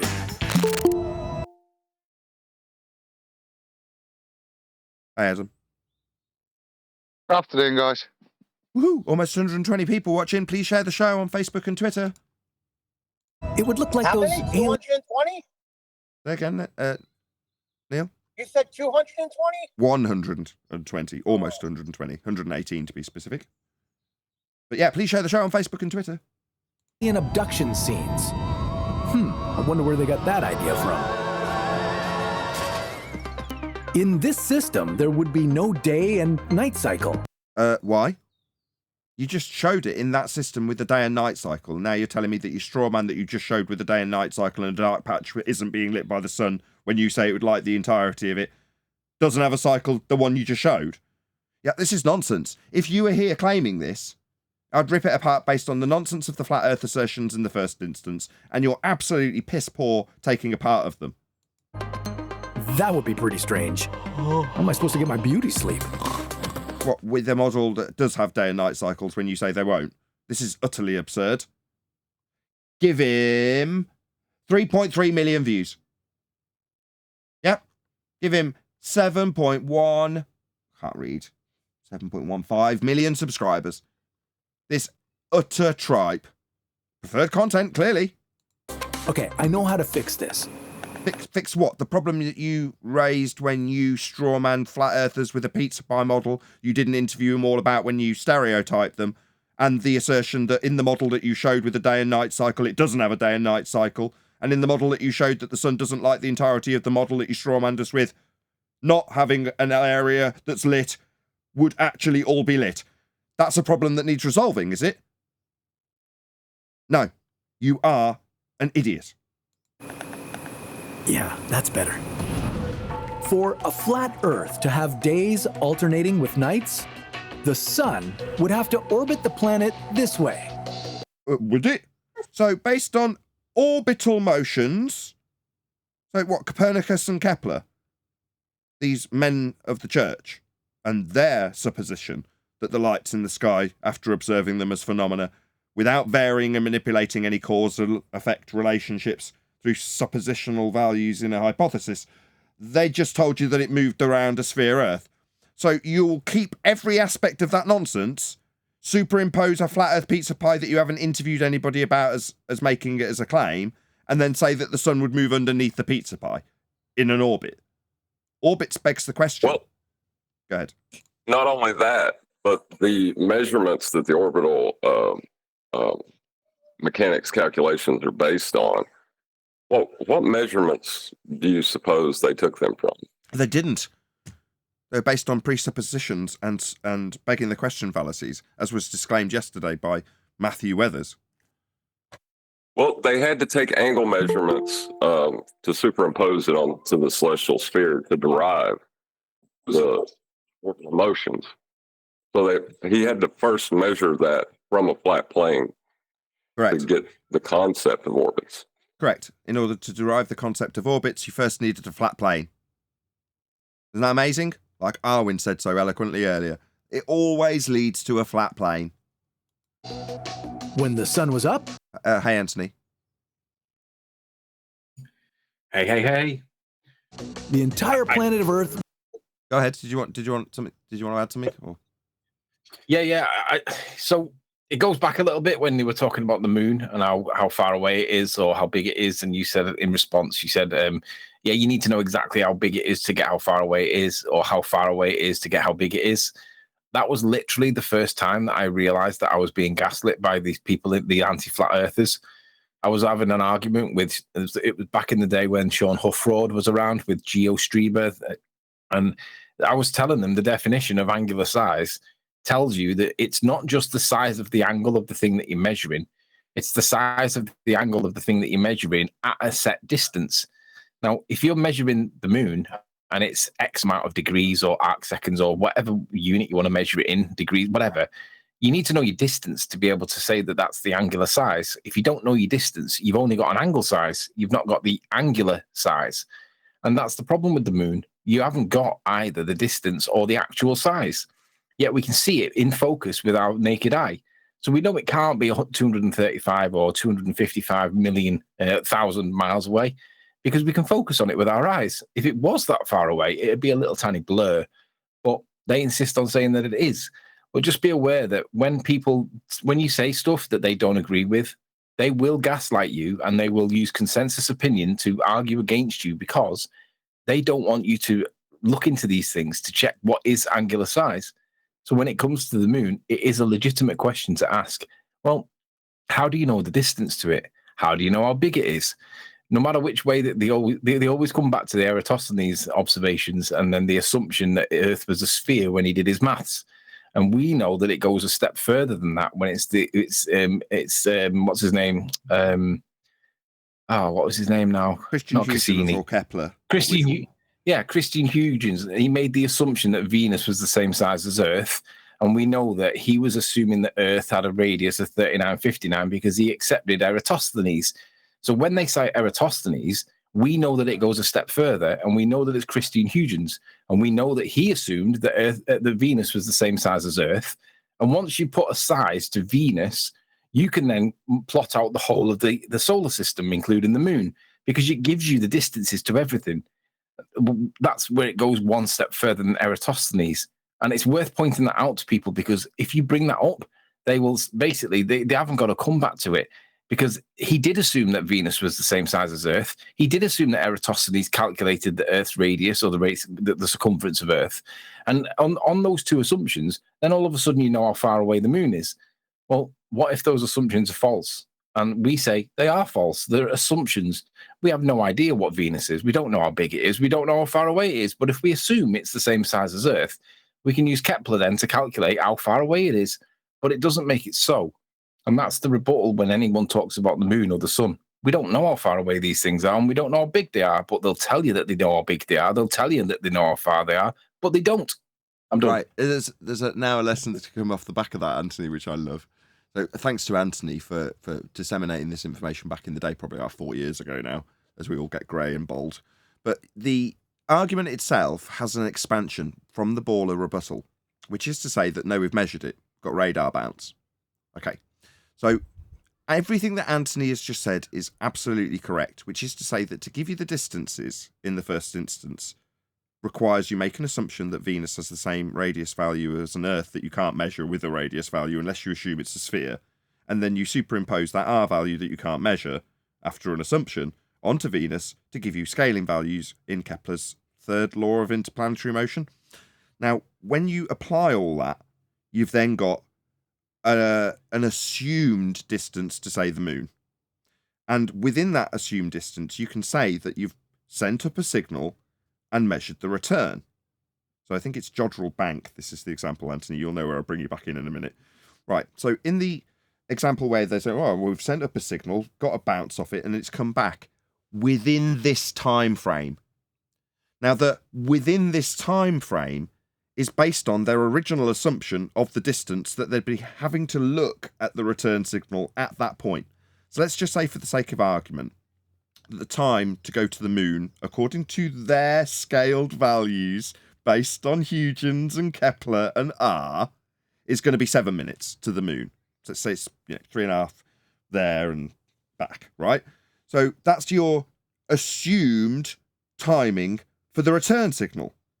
So what do? Well, they say, well, we're going to look at this fuzz of noise at about the 7 minute mark. Why? Well, because that's when we're expecting the return signal based on all of our assumptions of how far these things are. So then you move to them not seeing anything at the 7 minute mark. It's just, there's nothing there. But you need a man from NASA to come along and say, no, we do see something at the 7 minute mark. That's precisely what we see. There it is. It's the return. That's it. That's where Anthony will hopefully expand on this a little bit. We'll see. Yeah, so the guy from NASA was a guy called Bob Price.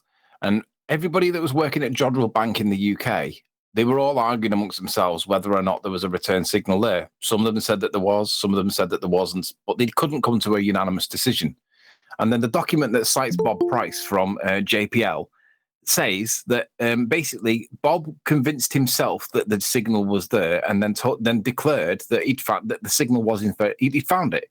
It was only when Bob Price from JPL announced and declared that the signal was there that then basically there became a consensus opinion. And let's not forget that JPL were funding Jodrell Bank at the time. So you've got Jodrell Bank, the telescope in Nantwich in the UK, that's owned by Manchester University right now, who, when you contact them, they don't even respond, but they cannot produce the actual ping data that they claim.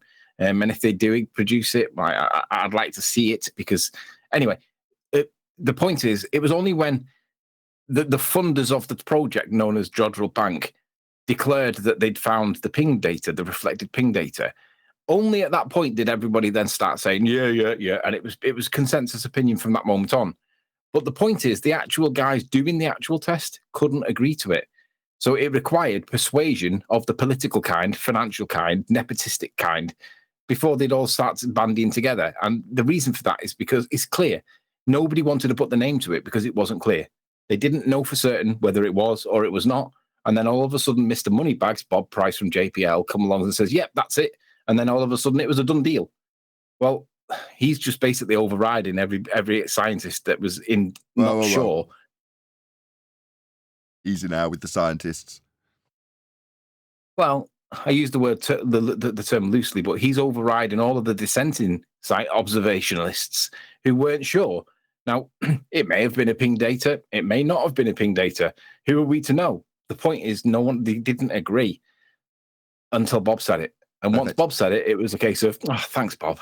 That took all the pressure off us Brits. And that's the problem with it. They didn't agree until Bob said so.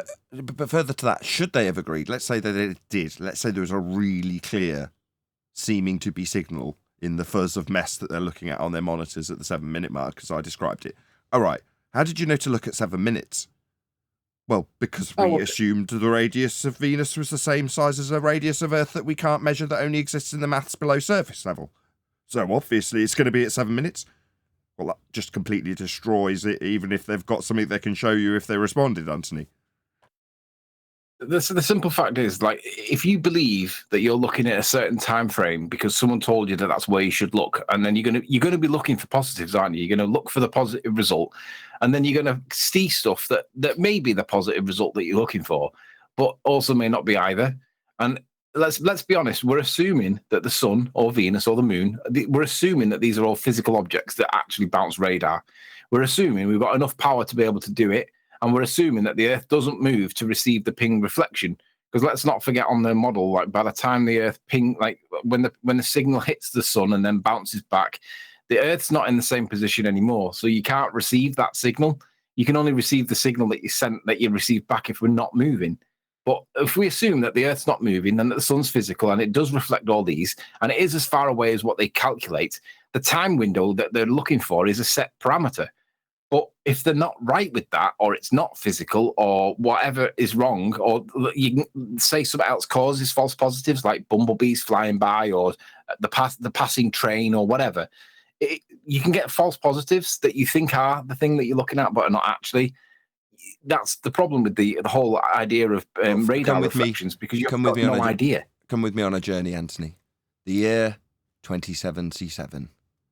The question: how is it possible for the radar signals to return if we've moved through space? The answer: gravity. Yeah, obviously gravity is going to be the catch-all phrase that they'll always use. But that time frame, that window for looking at these looking for the positives, in no way is certainly known. They think they know it, and they look for stuff that makes the positive in the interpretation to be positive, and go, oh look, there it is. But they have no idea that it's bounced off the sun, and that they're receiving it in return from the sun. They think they are, but they can't isolate it to prove that it is. There's too much background noise. There's other things that can cause the false positive as well. And it could just be the reflection off a cloud of the radar wave, or a slight bit of vapor in the sky or whatever. And it's not the sun at all. But the reality is they make these claims, they produce graphs, and then the ball earthers insist that the sun's 93 million miles away purely because it supports their delusion. But it doesn't mean it's actually true. Can I just clear up something for Seeking Starwater from the chat? She says relative, as in Einstein married his cousin twice. No, relative as in relativity. Just thought I'd clear that up for the chat. Okay, but that is proof of relativity. That is proof of relativity. Let's not make the joke again. Right. Einstein married his cousin twice. E equals MC squared. Nice. E equals MC squared.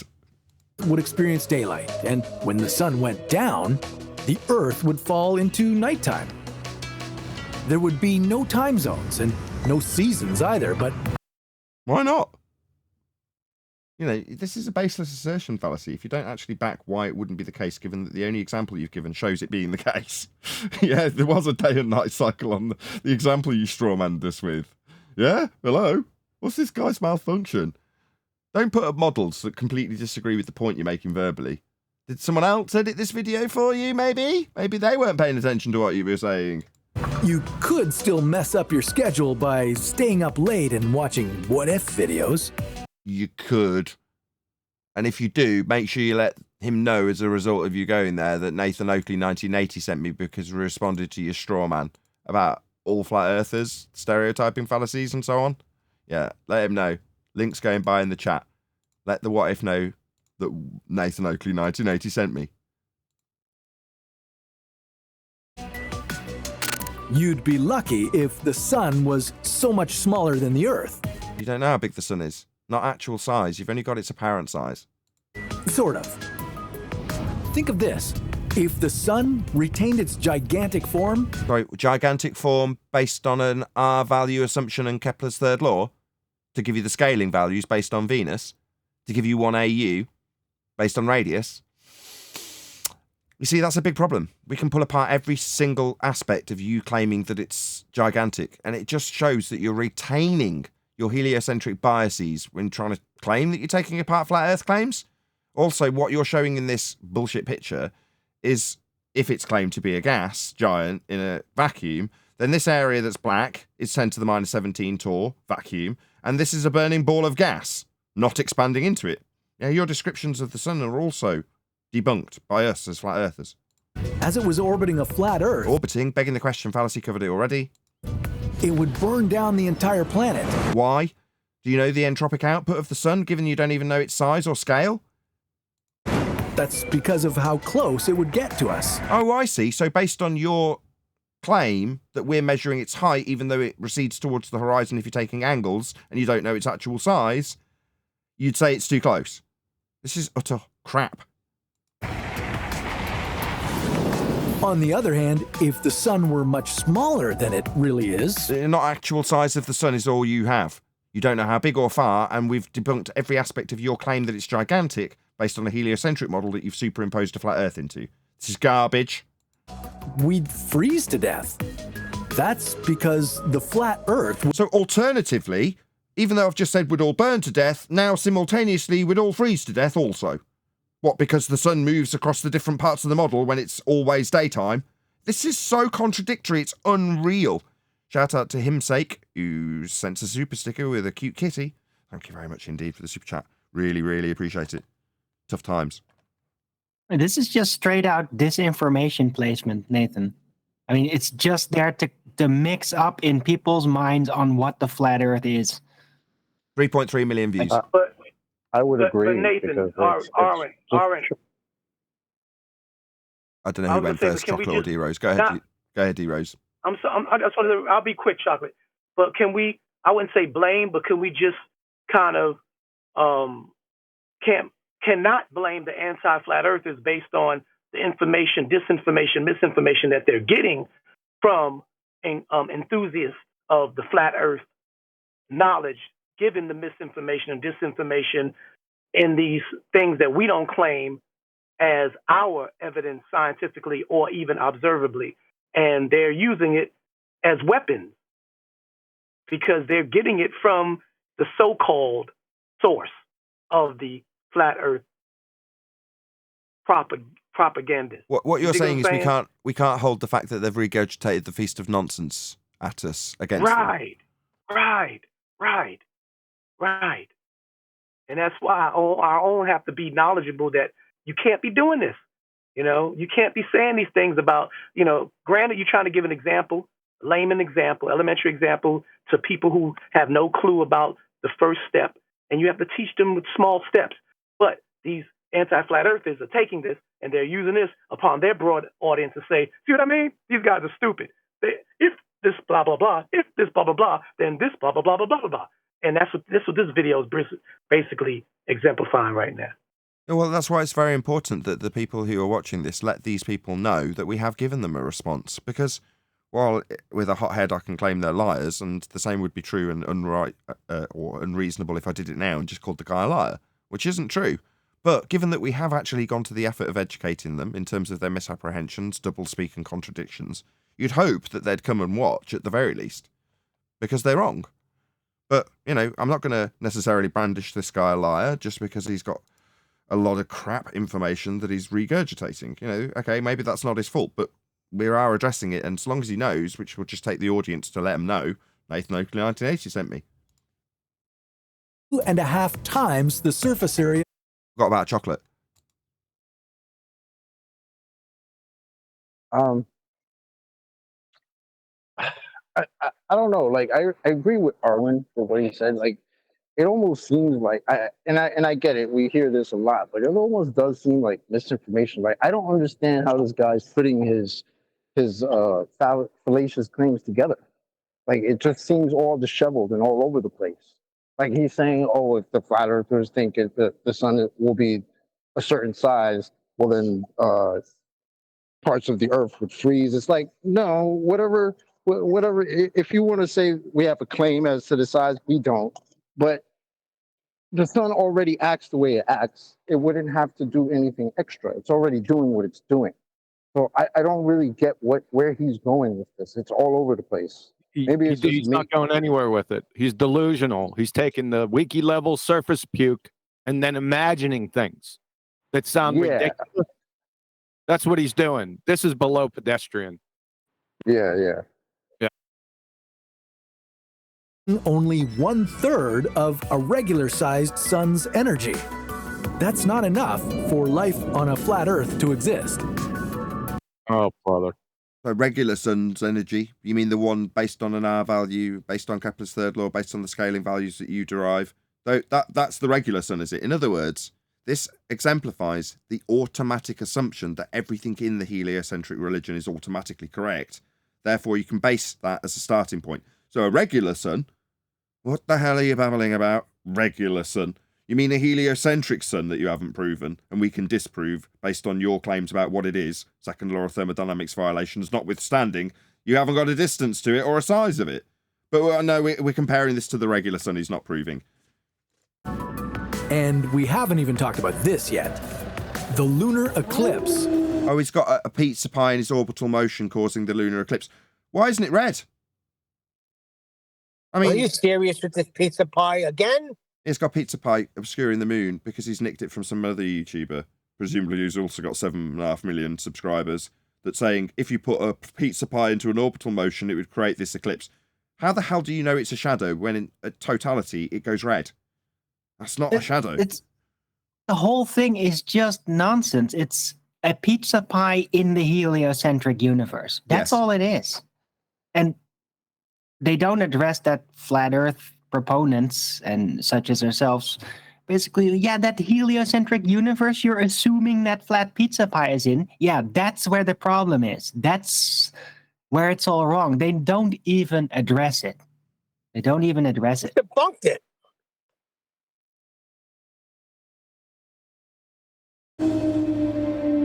Flat Earth disciples believe in some kind of anti-moon that's responsible for these. Hands up who claims there's an anti-moon. What? Hands up who claims there's an anti-moon. Okay, go ahead.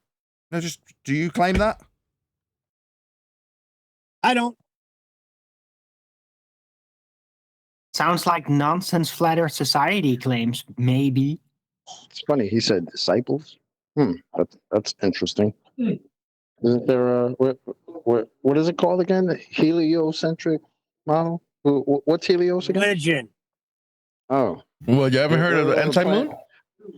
No. Anti-moon. I'm just asking. I haven't either. We're being stereotyped with it. I just want to know if anybody actually claims it here. I've never even heard anybody ever in all those 8 years that it's been or something, any flat earther ever say that. I haven't even heard a baller say something that's silly my bad. or claim that about a flat earther. I missed it. I missed it. What was it that was said? I was talking to someone else. Well, I'll read it out. In some kind of anti-moon. So it's a Valley Girl's claim of his own. You know, some kind of anti-moon. Well, I did hear from. I did hear from somebody. I don't know if they were anti-flat earthers or flat earthers. He said there was a time where there was no moon. The moon didn't even exist, but not too long ago. I don't know what side he was on, but yes, I've heard that. Where are the via YouTube. This needs Buy a citation YouTuber. is the point. When he strawmans us and stereotypes us, he should offer up some form of citation where he's getting this from, because it's just becoming his claim, his nonsensical assertion. On our round Earth, lunar eclipses happen when the Earth lines up between the sun and the moon. So that would make it a shadow. Why does it turn red? But that would debunked every aspect of heliocentric orbital assumption. So, no, definitely not. If that was the case... What? Go ahead. Can't wait for him to bring up the particular lunar eclipse that's impossible on his model. Can't wait for him to bring that up. Vanilla? The Seleninian. He's saying... Selenilian. Selenilian. Seleninian. The Seleninian eclipse is something that's impossible on a sphere Earth. But what do they call it? Oh, well, they just call it an impossible eclipse. But yet you're using eclipses that in your model, that's all it is, don't work. It's got impossible situations. Well, then your model's wrong. So you better get that model right. What's that? But then you put a pizza pie in that model that's wrong. That's got impossible eclipses to say, oh, the flat Earth version of your model. Well, this would still have impossible eclipses, wouldn't it? Yeah, that's because the heliocentric aspect of it's completely wrong. Case for a flat Earth? This is how those eclipses might look. And even that would require some very special alignment. And on a globe Earth, an eclipse would be a shadow on the moon. What's that? It goes red? All right, good job. We can debunk all of the orbital motions that are used to assume it's a shadow when it goes red. So, go ahead. No, I'm just laughing because he said a very special alignment. Is that what he said? Again, can't wait for him to bring up the alignment of the wonderful impossible eclipse called the Selenilian. Go ahead, brother. If the flat Earth conspiracy turned out... Not conspiracy, it's a fact. Earth is measured flat, navigated flat. The grid system that created a globe is flat. To be true? It is true. It's navigated that way. We prove it daily. Go ask Matthew Weathers, the mathematician who made it explicitly clear that the elevation angle measured between you and the GP of a star is flat. It can only be flat. You've got 90 degrees to the position, thousands of miles away, potentially. So it's definitely a flat Earth. It's measured that way. You know, we've got mathematicians from universities confirming that for us. So what do you mean turned out to be true? It is. Earth is flat. Make sure you let him know. Nathan Oakley 1980 sent me. We responded. That our globe was indeed photoshopped and GPS devices were rigged for some financial gain?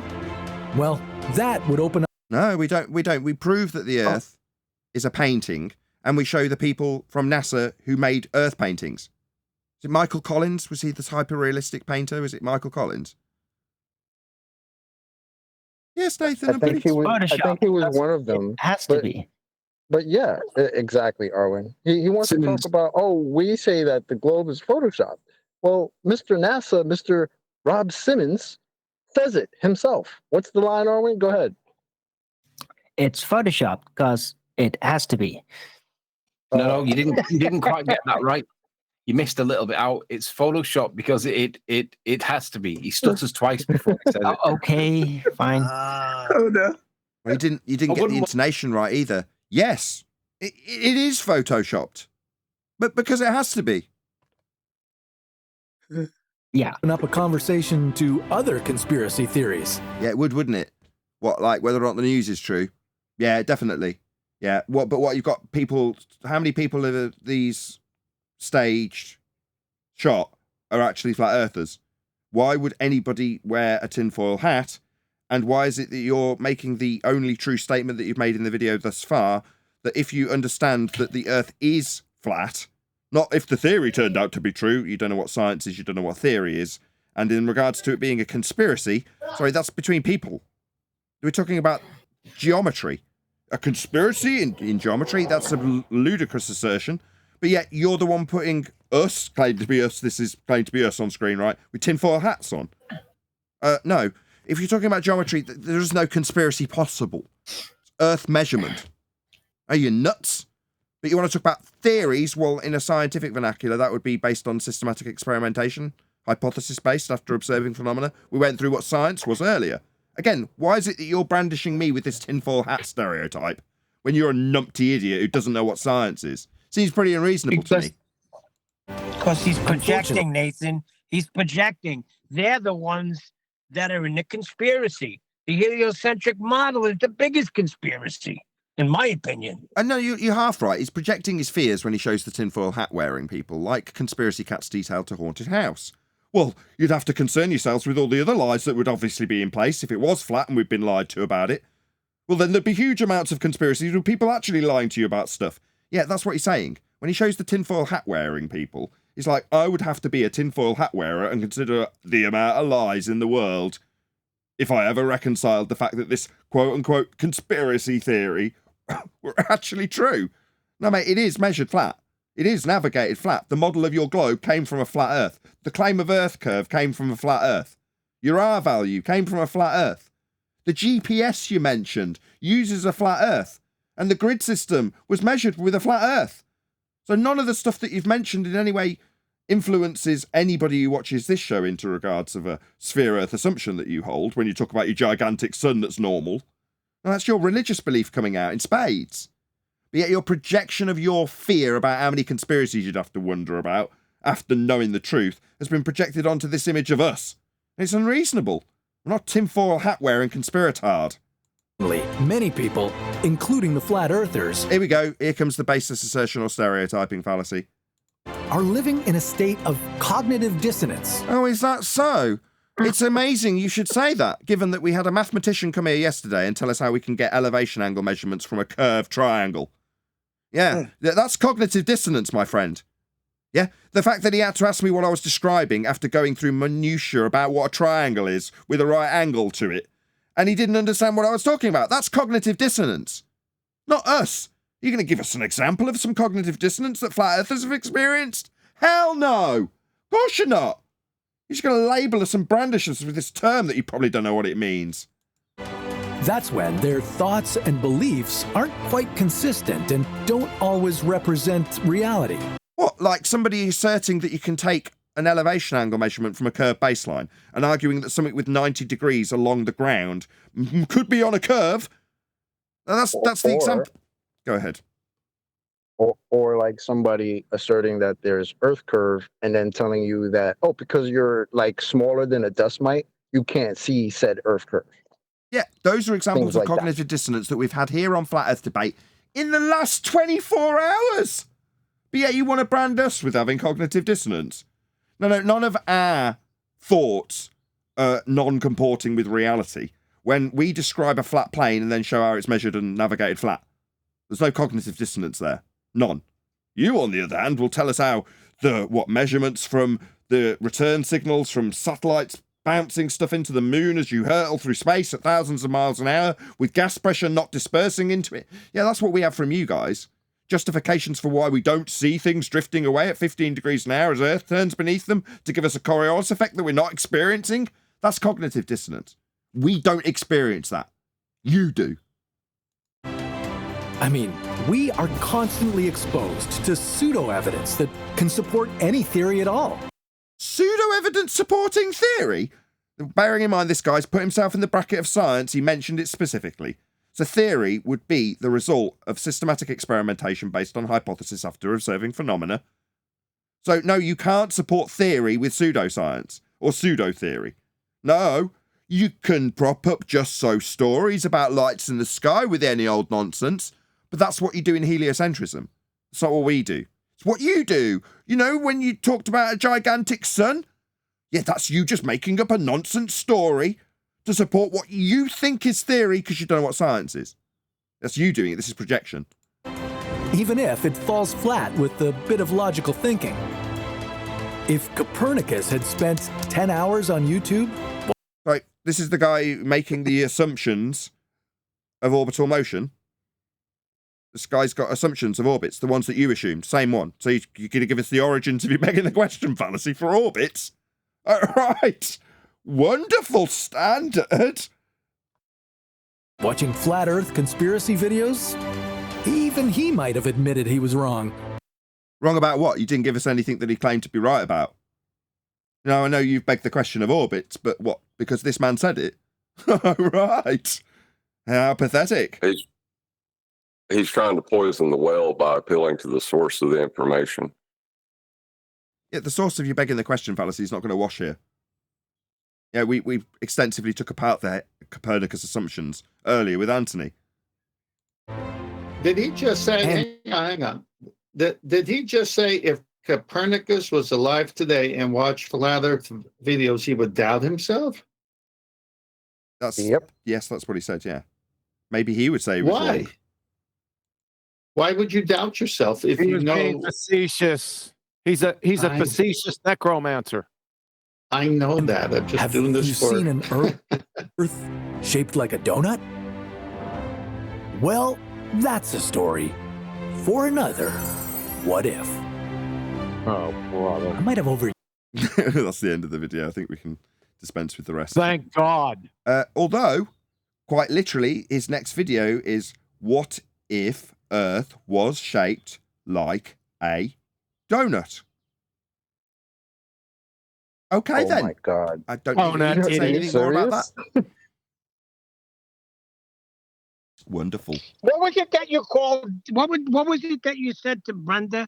You stupid donut idiot. Classic. Well, that was fun. So, yeah, like I said 100 times already, go and let What If channel know. Nathan Oakley 1980 sent me, responded to your video. Not necessarily the one about Earth being a donut. If Earth is like a donut, is it cheaper by the dozen, or how's that work? With that terrible pun, I'm going to say a huge, massive, enormous thank you first and foremost to both Discord and G+ panels for making today's live show possible. If you are watching this on either Nathan Oakley 1980 or Nathan Oakley premiering streams, then stay tuned as there will be an after show to follow. Another massive thank you, if I can get my tongue around it, another massive thank you to all of you who smashed the super chat, liked, commented, shared, subscribed, joined as a member, and all that good stuff. Once again, stay tuned if you're watching on an after show. I've been Nathan Oakley, and I will see you all in the next video.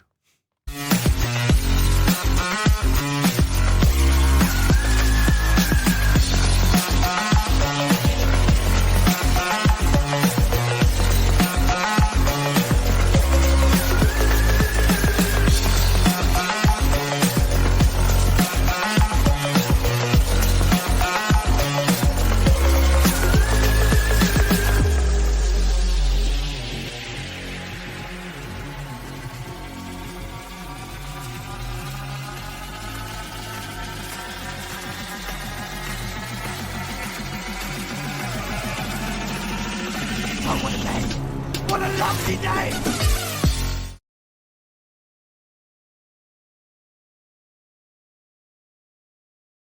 Strange. That was a setup. Argument. From the beginning, it was a setup. I was going to say, I was going to say, if the person purporting, propagating, or asserting the anti-flat Earth argument is not a liar, then they are a fool. Because a fool, I think, covers someone with cognitive dissonance, someone that's ignorant. A fool, because they're fools. I thought we covered this yesterday. No, the first guy wrote with it. Someone said that he wants to now. He's so mad about the dust mites that he wants to take Nathan's channel down. Oh, he's on. He was on today. He's in chat. He's in Discord. Why don't he pop on and share his grievances with us? Hey, before he does, I would like to give a conclusion or a quote as a conclusion to that video from Billy Madison. At no point in your rambling, incoherent response were you even close to anything that could be considered a rational thought. Everyone in the room is now dumber for having listened to it. I award you no points, and may God have mercy on your soul. That pretty much sums it up, John. That does sum it up. It's credit. It's from Billy Madison. Yeah, I said that at the beginning. Yeah, oh, he sorry, said I that. didn't hear you say it at the beginning. So my bad. My bad. You didn't plagiarize it, Nathan. We're good. Okay, jolly good. But yeah, spot on. That was complete nonsense, incoherent, doublespeak ramble from that What If channel, and yet is the most popular channel we've covered to date. That's But terrible. on the heels of Matthew Weathers, it's perfect. Yeah. Well, I would suggest that would also irritate Matthew Weathers based on how incoherent it was. you know, because Yes. presumably he's putting out decent mathematical information for the most part. I should have said this yesterday. I'm sure he's a very competent mathematician. In fact, I watched a couple of his presentations to his students, and he's a good teacher. I'm not going to lie. He is. So I would assume that him watching that, he'd go, ugh, you know, he'd be moaning and groaning about how appalling the standard was. But there we go. I wouldn't go that far. You wouldn't No, go that that was far. my point. Well done. Go on, Kiwi. You wouldn't go that far. Now, see, I have experience with Matthew Learns for over 3 years, and he's dumber than a freaking bag of hammers. I'm telling you, he might be a good mathematics teacher. What does that have to do with anything? Anyway? Well, that's all I said. That's all I Wait a credited. second, That's all I 3 credited years? him. Hello. Damn, Hello. a bag of Hello. hammers. That's all I credited him with. From what I could ascertain on his videos, he seemed like a good teacher. Now, don't get me wrong, there was aspects of it that were a bit hammy in the presentation, but it seemed to work with his kids. So great, you know, that's all you can assess him on. Now, in terms of his coherency in debate, well, we saw the standard there, didn't we? Let's not put too much salt into the wound, QE. Mathematics teacher is kind of a misnomer. Listen, any mathematician knows. All you have to do is know the rules in the context. It's a rules game. That's all mathematics is. That's it. All you have to do is know the rules. So what? I'm going to have somebody teach me rules? I taught myself because my teachers were incompetent. So when you get down to it, ask Adam. Is Adam in here? Adam. You want to shout my name? Yeah. All mathematics is contextual rules. If you know the contextual rules, you've mastered mathematics. True or false? Go with that, yeah. It's just knowing which rule to use. Exactly.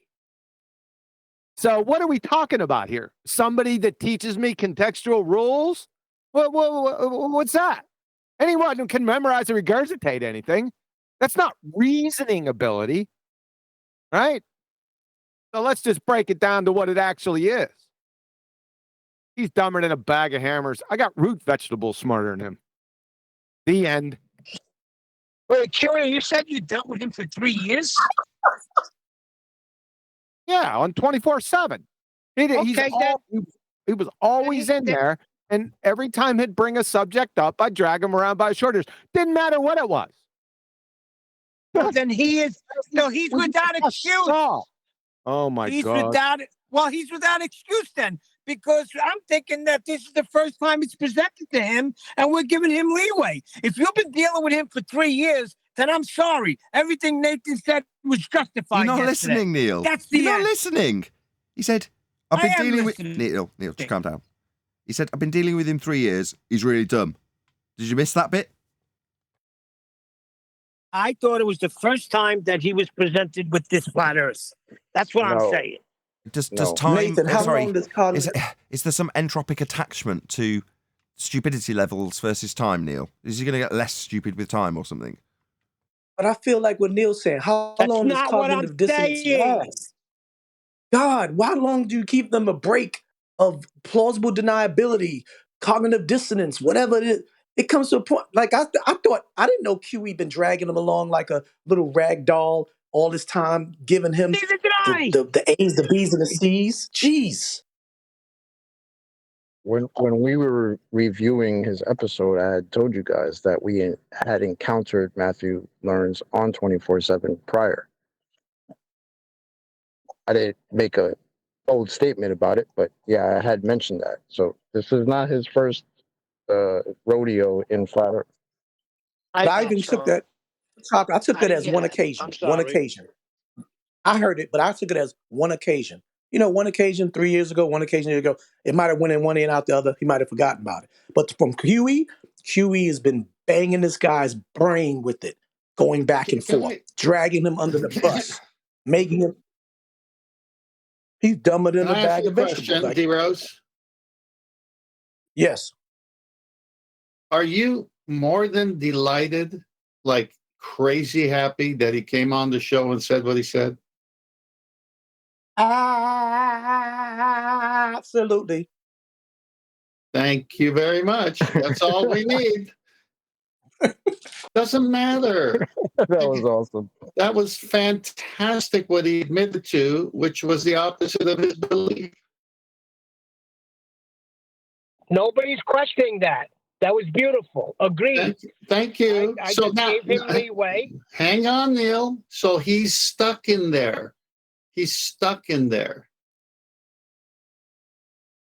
I also I'm had trying to mentioned say that he's well, I'm very trying to say- cordial when he comes on, right? Yeah. But he'll concede. He has no problem with conceding to points, but he just chooses to continue to believe it because he believes in the assumption, which we got down to brass tacks yesterday. He's very comfortable giving out his assumptions, whether it's to himself or the kids he teaches, doesn't matter. As long as you have that assumption, then you can go with, oh, this is a sphere, and then we can calculate radius. That's the point. Yeah, exactly. And he admits he believes the notion. He doesn't know it to be true, but he believes it. Yeah. And he's gonna stick with it because of the experts. Yes, sir. What I was trying to say is, I cut him a break because I thought he was, not accountable because he's hearing it for the first time. Now he's accountable, and he's been accountable for 3 years. So that's all I'm trying to say. No, we got that. He's been accountable. He chooses to believe for 3 years in opposition to his own explanation of how things work. Doesn't he have the to right? call himself No, and to not call after himself Nathan an broke it down yesterday. Thank you. You're ridiculous, Neil.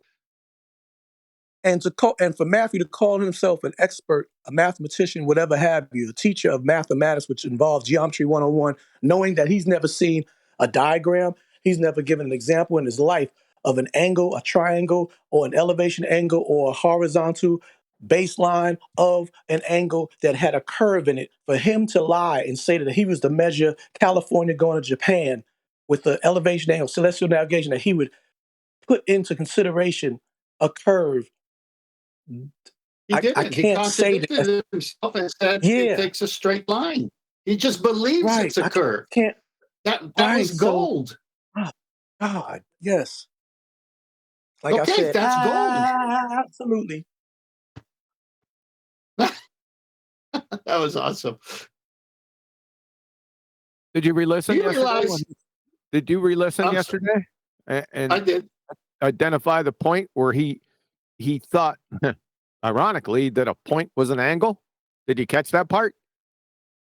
Yeah, well, you and I talked about that in the after show. Yeah. Yeah, I went back and re-listened. He didn't understand it was the relationship between the adjacent and the opposite. He didn't understand that. He kept on. He was kind of leaning towards that the angle, 90-degree angle, was a point. But would you not again So that agree got that him out of the relationship between the adjacent being straight or level? Now he acquiesced a little bit later, but initially he was deaf as a post. How can you tell me a university mathematics professor doesn't know what an angle is? He does. That's the point. That's where it's cognitive dissonance. I think it was John earlier, refractive curvature, describing how his brain's not letting him comprehend it. That's why it got to the point where, I'll say it again, you got your drama student going, it's a triangle. We're just describing a triangle, which is really obvious to everybody listening. But yet, this is not an incompetent mathematician. This is a guy that can't reconcile it being a triangle, because in his mind it's got a curve, so it's not a triangle. So when he's having it described to him, well, the 90 degrees coming down and it's at a point. There's a box there, but further to that it's going to have a curve, so it's coming to a point. His brain can't reconcile it. I don't. Okay, Hang on, Kiri.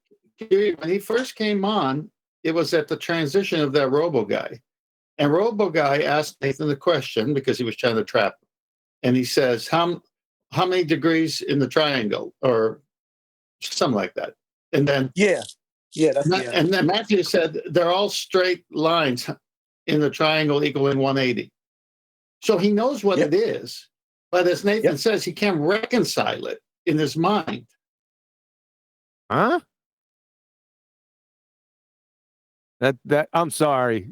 He's in assumption world. He chooses to be in the assumption world while knowing full well a triangle is three straight lines with no more than 180 That don't make degrees. no which is- sense. That's Okay, the so point, Neil. I didn't Golly, I didn't Neil, of course it misunderstand. doesn't make sense. So I didn't misunderstand or mishear because you said it again, Nathan. He's a university professor, not Exactly. a not a PS 131 elementary school or middle school. He's a university teacher, and oh my goodness. Oh my goodness. See, I thought I misunderstood that or misheard that yesterday. That makes it worse. Why is that surprising? For him. No, because no, it's not surprising. It's not surprising. No, it's not surprising. Nothing surprises me nowadays. But I'm saying, I gave it the benefit of the doubt that he taught children. Okay, if not surprising, not already indoctrinated. Yeah, not already indoctrinated. Almost adults. You're exasperated in terms of how you've declared, oh my God, this guy's a teacher. So where were you going with that? I think was what John was trying to say when he's like, well, why are you surprised? No, I was saying it's bad. I was saying it's bad enough he's a teacher. As far as we were talking about homeschool your children, that's the whole point. We're saying we don't want them around the children because yada yada yada, and you're poisoning the children's minds. Now I don't know if he started as a kindergarten teacher, worked his way up through K-12, went through that, but to know that he's a university teacher, I can understand why he's more influential to those children. Those I wouldn't say children, those adults, because typically you're 18 and old in college. But so what he's saying is hellfire and all truth and stone anyway. And you said unless they were homeschooled by people like us who I'm going to say something. You're roboting. You're roboting. I'm roboting? Yes. Sorry. Am I sounding better? Just give it a few seconds for your network to catch up. Yeah, I think we got the general. I think we got the gist. But no. I think we got the most of it in the last 10 seconds, D-Rose. Yeah. But to say it's not getting the point that he needs to stop talking. Drop and rejoin. You're gonna cause audio chaos if you just keep waffling when we've told you that you're roboting. It's not your fault. It's not your fault. But it's also driving through the tunnel. God. It's also not his fault, right? So it's the heliocentric indoctrination, the system, whatever you want to call it. It's that fault. It's not his fault. Not he whose doesn't know fault? any better. Not whose fault? The teacher specifically, any teacher. Whoa. Matthew learns as a university mathematics professor. He doesn't have to be university. He just has to be a mathematics teacher. And he has trouble understanding what a 90-degree right angle is. That's tantamount to me professing to be a neurosurgeon, and I have no idea what the cerebellum is. Fact. It is until you realize that because of the indoctrination, which is where I'm saying it's not his fault in that regard, that suddenly he seems like an incompetent mathematician. He should know what a triangle is. But for the fact that he's got cognitive dissonance and a sphere earth religion that causes him to have brain farts. Now, with that being said, Nathan, considering that he has no better or degree or accolade than any other mathematician from a university or teacher at a university, however, wouldn't you give him the benefit of the doubt that he has more access to being with us and dealing with us than many other mathematicians who know about math and geometry, whereas he has another privy knowledge that can make him adjust better than they would? So what excuse really does he have? See, other guys out there, they don't know any better. They never heard of us. They never been educated like you drilled in their head, QE drilled in their head. So let's look at it that way too. He's just like amongst all of them. However, he has been in a realm of knowledge that is opposition to that, which he should be more enlightened to the point where he's like, whoa, okay. But he chooses not to accept it because he has peer pressure. Let me just ask you this, D-Rose. Hold on. Let me just ask you this. Would you say he's choosing to not recognize a basic description of a triangle when he literally couldn't recognize what I was describing as a triangle? Is that him choosing to not recognize it and have that brain fart? I would suggest no, but what do you think? No, I think he's choosing because if you were in the room with him by himself, not mic'd, not recorded, in private, I guarantee you, he probably say, "He's not been fucking with you. You know, I got a reputation to uphold.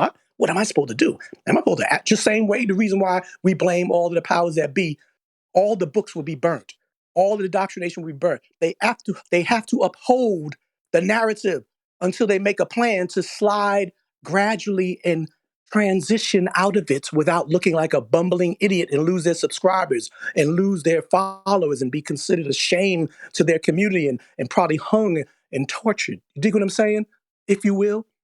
So no, he's not going to admit it on a public domain.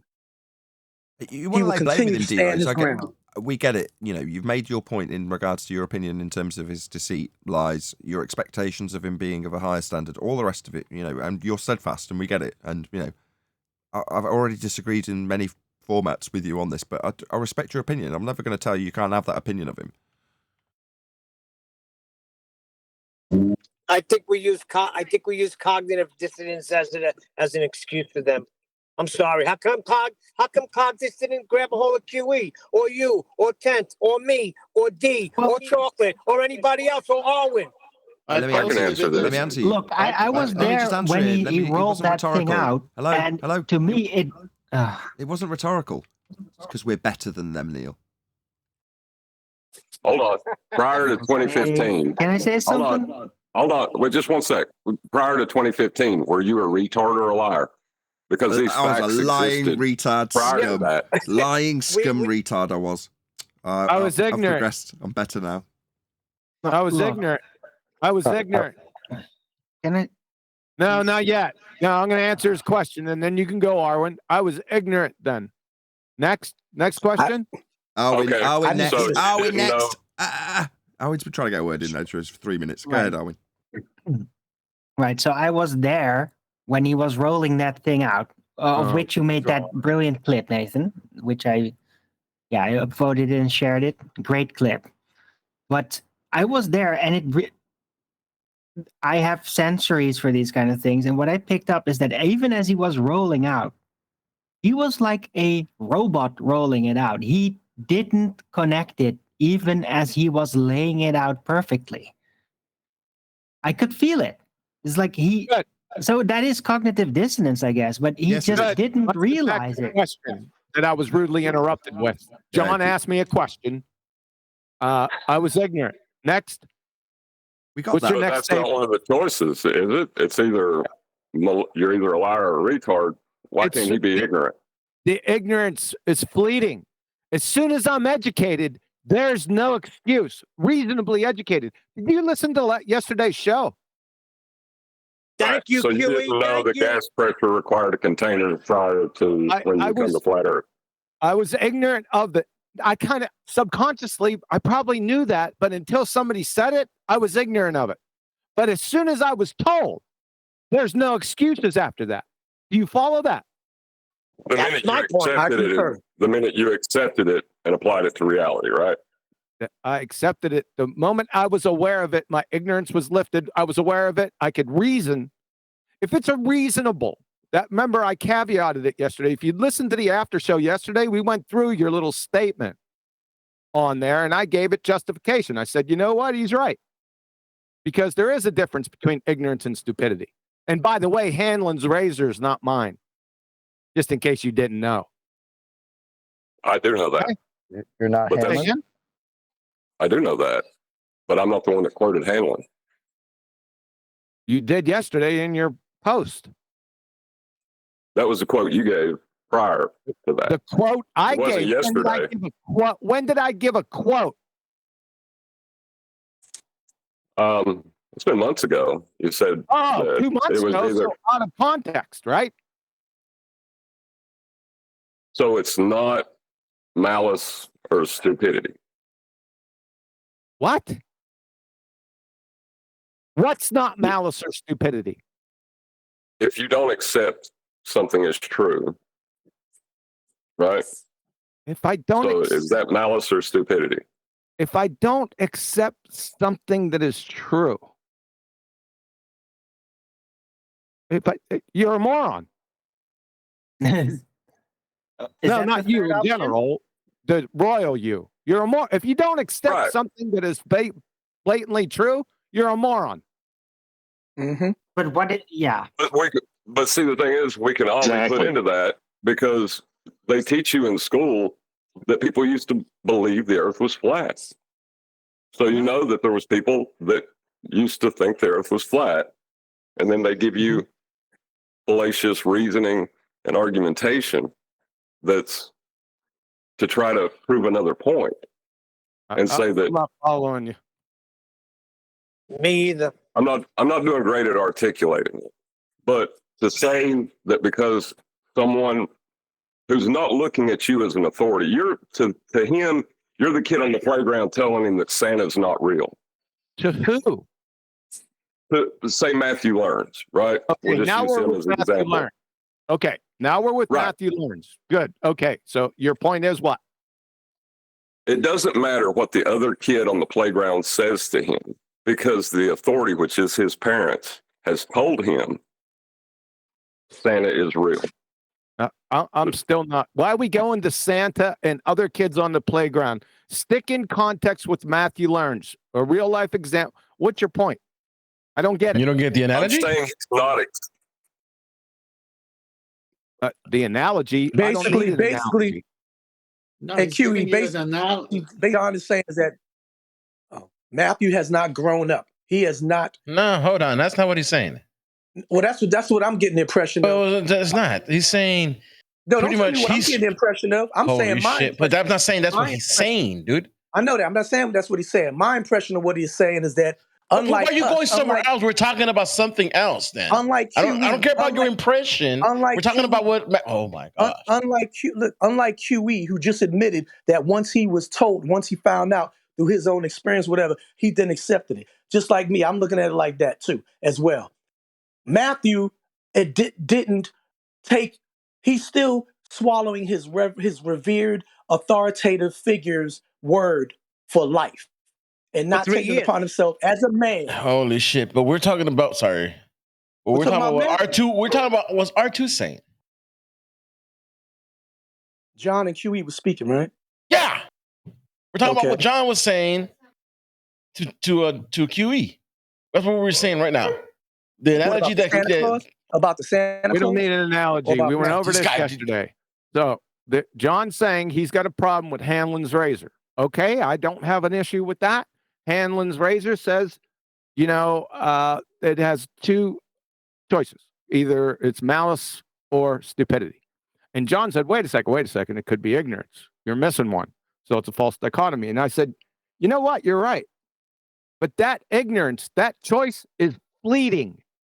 That is to say that as soon as you are educated, and I caveated it reasonably, not unreasonable horseshit, but reasonably with ground squirrel level reasoning, and you still don't accept it, back to his original point, then you're a moron. Got it? Now let's apply that to another situation. A child's on the playground. Hold on. A child's on the playground with another kid. Fucking analogy. Hold on. Yeah, well, it's just applying it equally across the board, right? Analogy. Okay, whatever. It's an example. Do the analogy then. Don't do the let me get it out. Why is it a bad analogy, John? Why is? Are you because talking? No, John. I didn't say it was a bad analogy. I didn't say it was a bad analogy. You get it? I said it was an analogy. Why do I need an analogy when we got the situation right at hand? And I just explained it. Debunk that. Well, let me finish then, and then you can tell me why I'm wrong. I'm not debunking your analogy. Go ahead. Okay. Well, then this kid hears from another kid, and he explains to him how Santa doesn't line up with his experience of reality. The kid does not accept what the other child says. Ignorance is fleeting, therefore he's either a liar or a moron from that point, correct? Matthew Learn is not a kid, he's a grown man. Yeah, Thank you, I'm Neil. confused. Thank Which one you. said there was? Thank you. I was confused. Which one's Santa Claus? Which one's getting the information from Santa Claus, and which one's the informationer? Does it matter whether it was a kid or not, Neil? Because the whole thing is that it's an adult. Yes, let's say it's an adult. Hold on, Neil. Holy crap! Why do I have diarrhea of the mouth? Shut the freak up! You don't know what you're talking about. Santa Claus. What the fuck you talking about, bro? Like, we're talking about a grown man. Let me explain it as an adult. God damn it! Let him get his. Let me explain it as an adult. Talking. Neil, relax, man. Wow. Bro. Okay. El Burrico, go ahead. So, as an adult, you're getting information from, let's say, the source, NASA. You're getting information from scientists, quote unquote. Now, somebody comes from off the street and tells you, "Oh, that's not real." What you gonna explain? What you gonna take the person's? That's exactly what the analogy that John is saying. That's just sake. You're already compromised. They're pseudoscientists. So there goes your whole fucking point. Start over. I understand that. We understand that. Do they understand that? Oh, brother. You don't realize that when someone you don't realize that when someone's in a cult, and I've experienced this many times. I go and they say they believe in the Bible. I say, well, how come then what you believe is different than what's in the Bible? They go, it's not. Then I open up his Bible, not even mine, and I show him the difference. Then we go into argumentation for a while. He's now got to somehow figure out why the Bible is saying exactly what I'm saying, but it's opposite of the belief system of the cult he's in. And then afterwards, and I've had this meeting where it's lasted 18 weeks with some people because I care for them.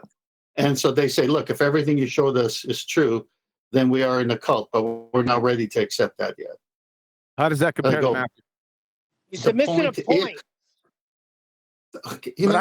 Actually, this is expressly with Matthew, because we know have multiple conversation with this guy. He definitely says, "Well, I believe the scientists. I believe the what do you call it? The experts or whatnot." Yeah, I agree. That's exactly him. That's where I agree with you 100%, Book. I got you on it. For 3 years, I got you on it. That's my point. Yeah, I dealt with these guys for 18 weeks. Why didn't they admit it after week 1? I understand your analogy because you're talking about grown people in a religion and in a cult. That I can understand the analogy. But the Santa Claus one I can't, because you're talking about children. There's nothing. You're missing refracted curvatures analogy totally. You're missing it. No, check it out. Compared to books. Okay, you're not missing it. Let's stop talking about it then.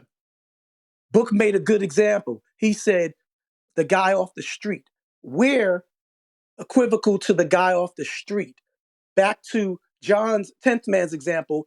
Now, if Olstein or another evangelistic, popular, authoritative expert on theology or evangelism would have said to your friend who was arguing with you, then he would have been like, oh, he would have been woken and said, oh, I understand.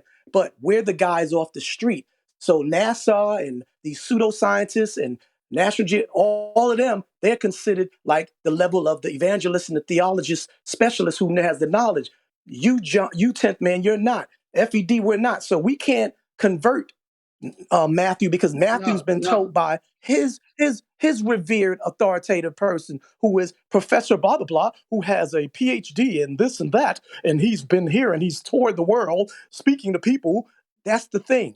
We are the guys off the street, even though we're using the sources, from the ones who are just as intelligent as their opposing experts. They don't like it coming from us. Like everybody says on the thing, I see it over and over again. Is Nathan a scientist? When was Nathan a scientist? When did 10th? That's the thing. We are the guys off the street. Zeros, let me correct you here. I can't go into every detail of the meeting. You'll be here for 18 weeks. But the point is, at the beginning, we set the rules.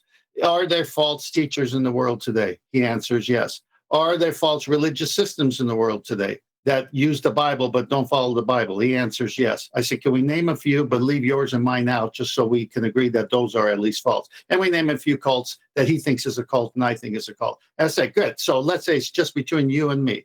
what is our source of authority? Is it a man that is susceptible to lying, or should we go to the Word of God itself? We both accept the Bible, do we not? He says, no, I agree with that. That's a good rule. We'll just use the Bible. I set it up first, D-Rose. I got you on that part. I understand. I got you Okay, on the Bible part. Okay, so now after 18 weeks of totally demolishing his cult, he knows he's got to make a decision, and he's not ready to, because there's so many things involved.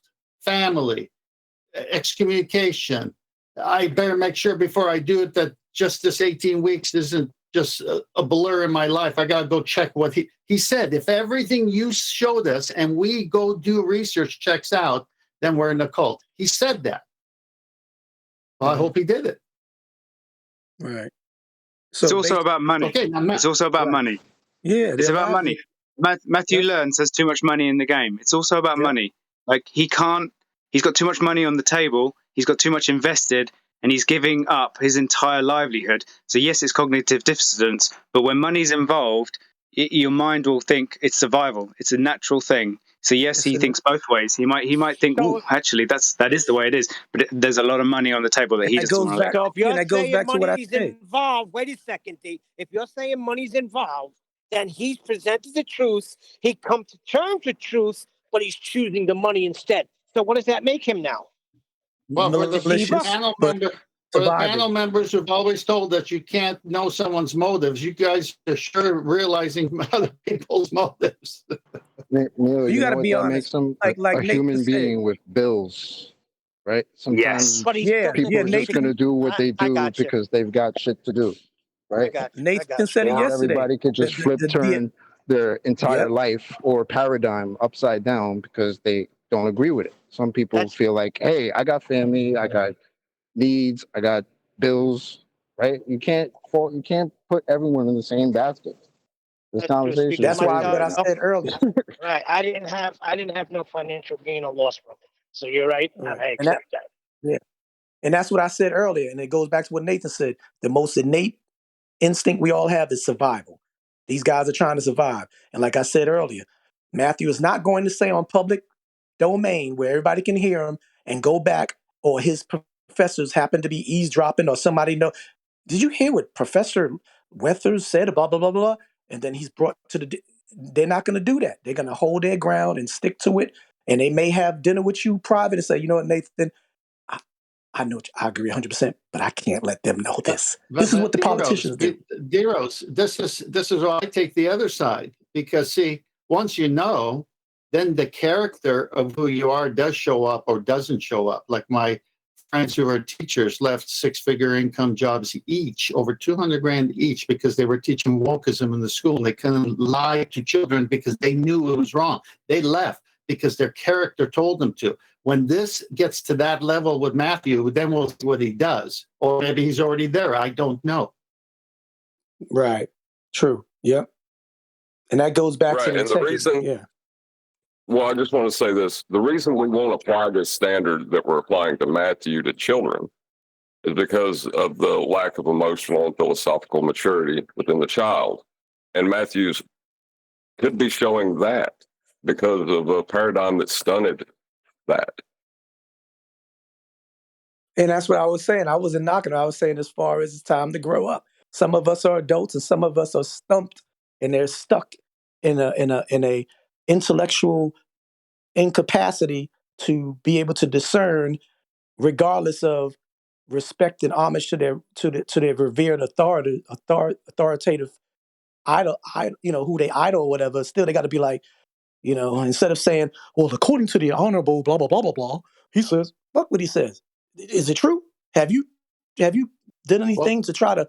That's how come Malcolm had a problem with Elijah Muhammad. He realized that his teacher was wrong and he was a hypocrite, and he grew up. It cost him, but it helped the next generations to realize you can't always believe those who are your authorities to take their word for it. So it woke up a good generation of people. When the globe uses a meridian and says this circle is the same as a straight line because it reaches to one end to the other and meets up, and you could treat it as a straight line. And that is what you're told all your life. but it doesn't jive with you because you're a mathematics expert. But you have to accept that if you swim a globe. Sorry, can I just say that what you just discussed is exactly correct, and it also applies to other fields of some other scientific communities like medicine and law. And The same climate change. Well, scientific community does not Law include is not a law. scientific Okay, you're getting a lot of referencing. The reason Yeah, you're getting you a lot know of what I referencing- mean. You Hold know on, what hold I on. mean. Is I you know know, but the just schools stop. of Everyone thought. stop. Everyone stop. Yeah. If it's not what you mean, just don't say it because you're going to get a load of people interrupting you when you attribute science to law. That's just going to get a load of interruptions. I'm really sorry. But if it wasn't your point, feel free to continue. Just say secular communities. That's fine. Yeah. But by Let's the say way, schools of Everybody else, schools hello. of thought. Then He's still in the middle of making his point. Okay. Yeah, he hasn't actually made it yet because we've had an issue with the Yeah. word So science. so That's we, fine. what Go ahead. what we encounter is exactly the same kind of behavior from other so-called experts that have done their PhDs in other parts of the university, such as medicine and law, for example.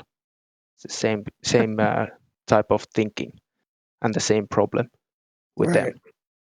Gotcha. Yep. No, Civil fine. wars. There are civil wars.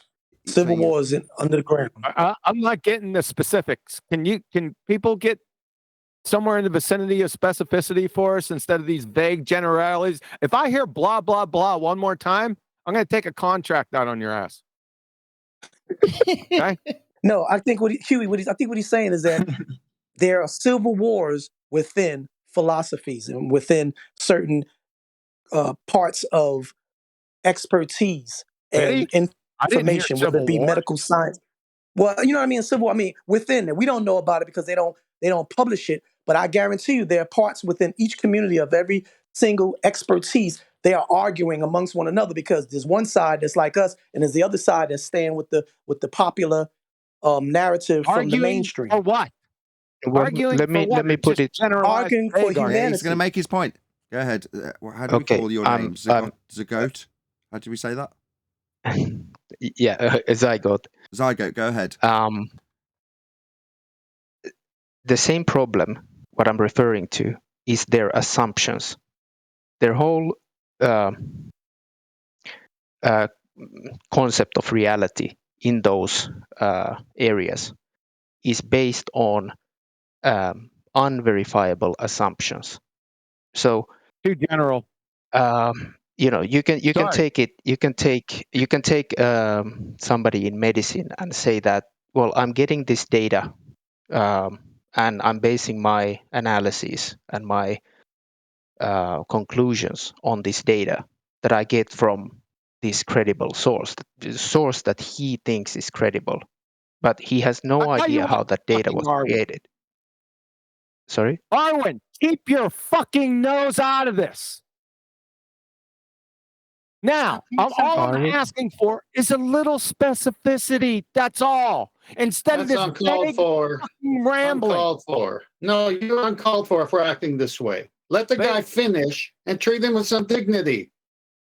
I've been telling him to get with specificity, for God's sake. He hasn't finished. He doesn't need to finish. He's got specificity. Wow, my limiter's on. This is Check why, out how this well is my why I'm limiters not on worked on Kiwi's mic Ballbusters then. with you. That was badass. This is exactly why I'm not on Ballbusters with you. You are a very rude, judgmental person. Wait till the man finishes. Everyone calm down. Stop, please. Right. I don't give a fuck why you're not on Ballbusters. Keep your ass out No, of it. because you don't care. Who cares? Oh, God, please. Stop. Yeah, he doesn't care. That's why. No, that includes you, Ted. Please stop. Right.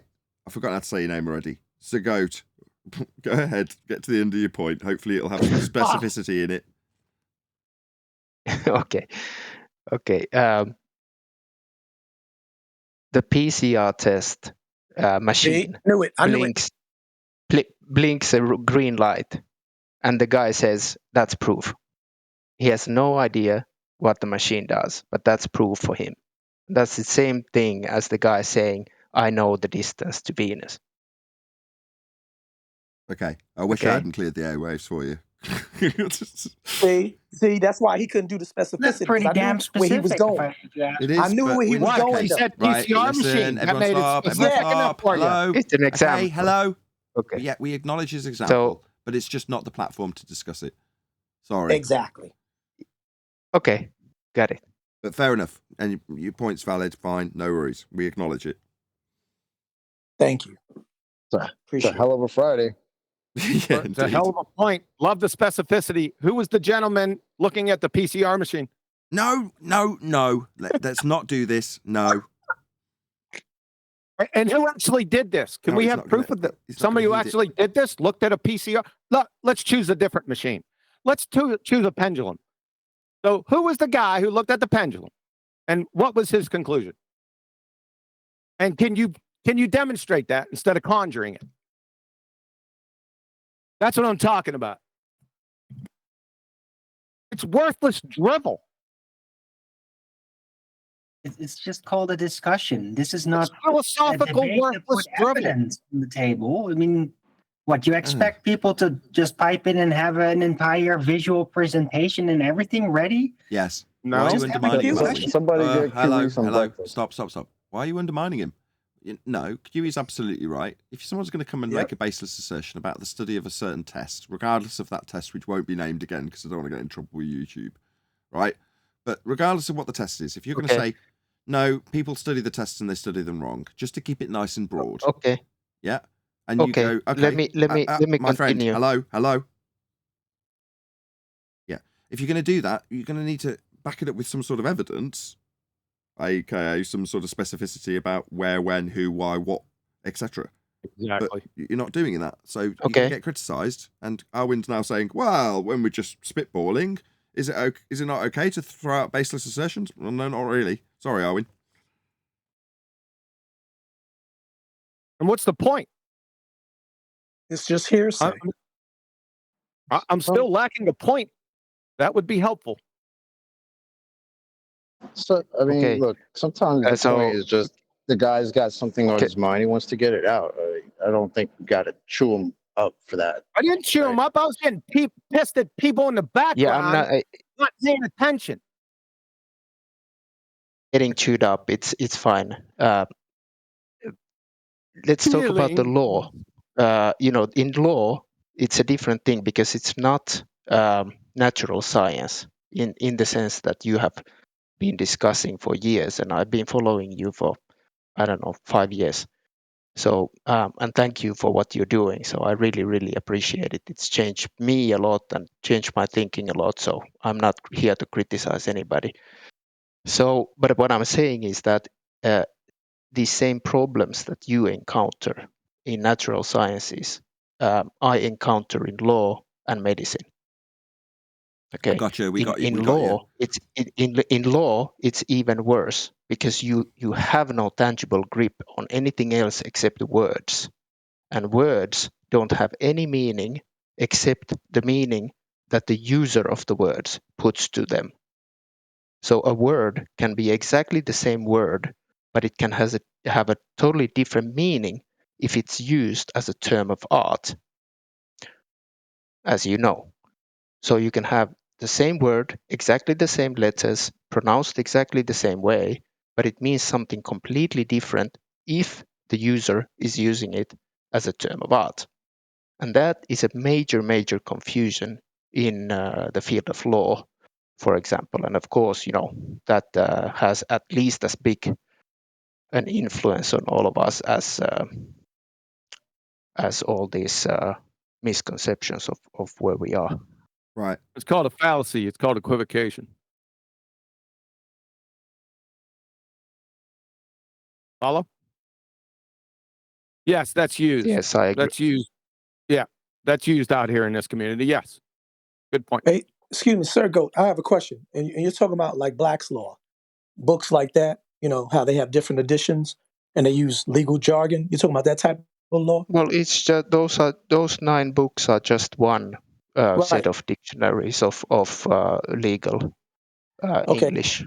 So you're saying how these words interchange with different subsidiary definitions as time goes by through different editions that are added on, like even Subsidiary not in law, definitions. right? No, I'm Yeah, saying they basically change just they saying change the that definitions also, but the problem is the bigger problem is that people think they know what words mean when they okay. actually don't know So what is the meaning that they are used for in so the so Like the context. word now understand.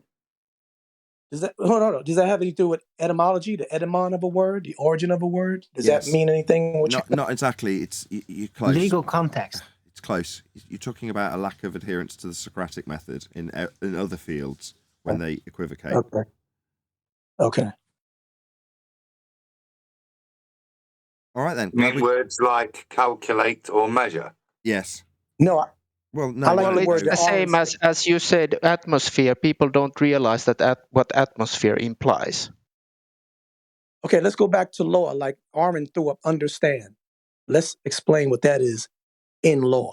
No, let's go. Let's not. It's not. No. It's again. It's not the right Okay, platform. all right. Same reasoning. Okay.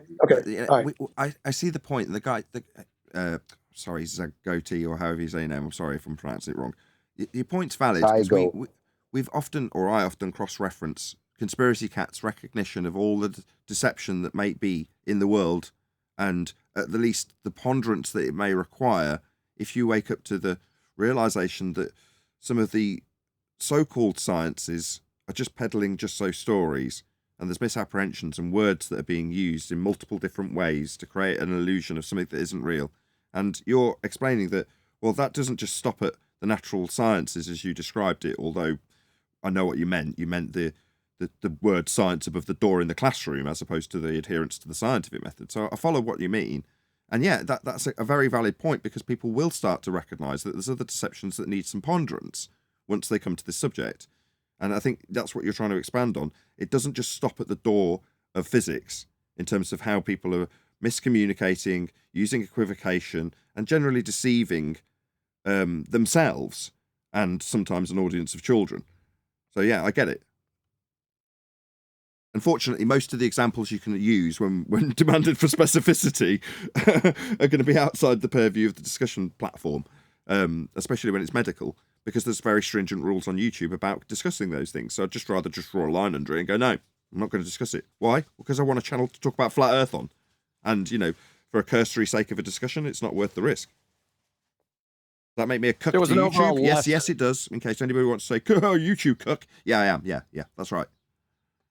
There was an overall lesson underlying this, and that's why I was a little bit passionate. The lesson is, be as specific as possible.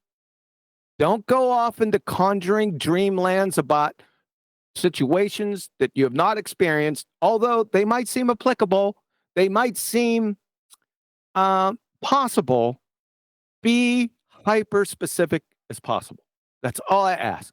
Because when you start rambling incoherently about vague generalities, people just drop off. They can care less about what you think about something, unless you got some cowbell with it. All right? That was the lesson. Perfect way to round out this show. So a huge, massive, enormous thank you to both Discord and G Plus panels for making today's after show possible.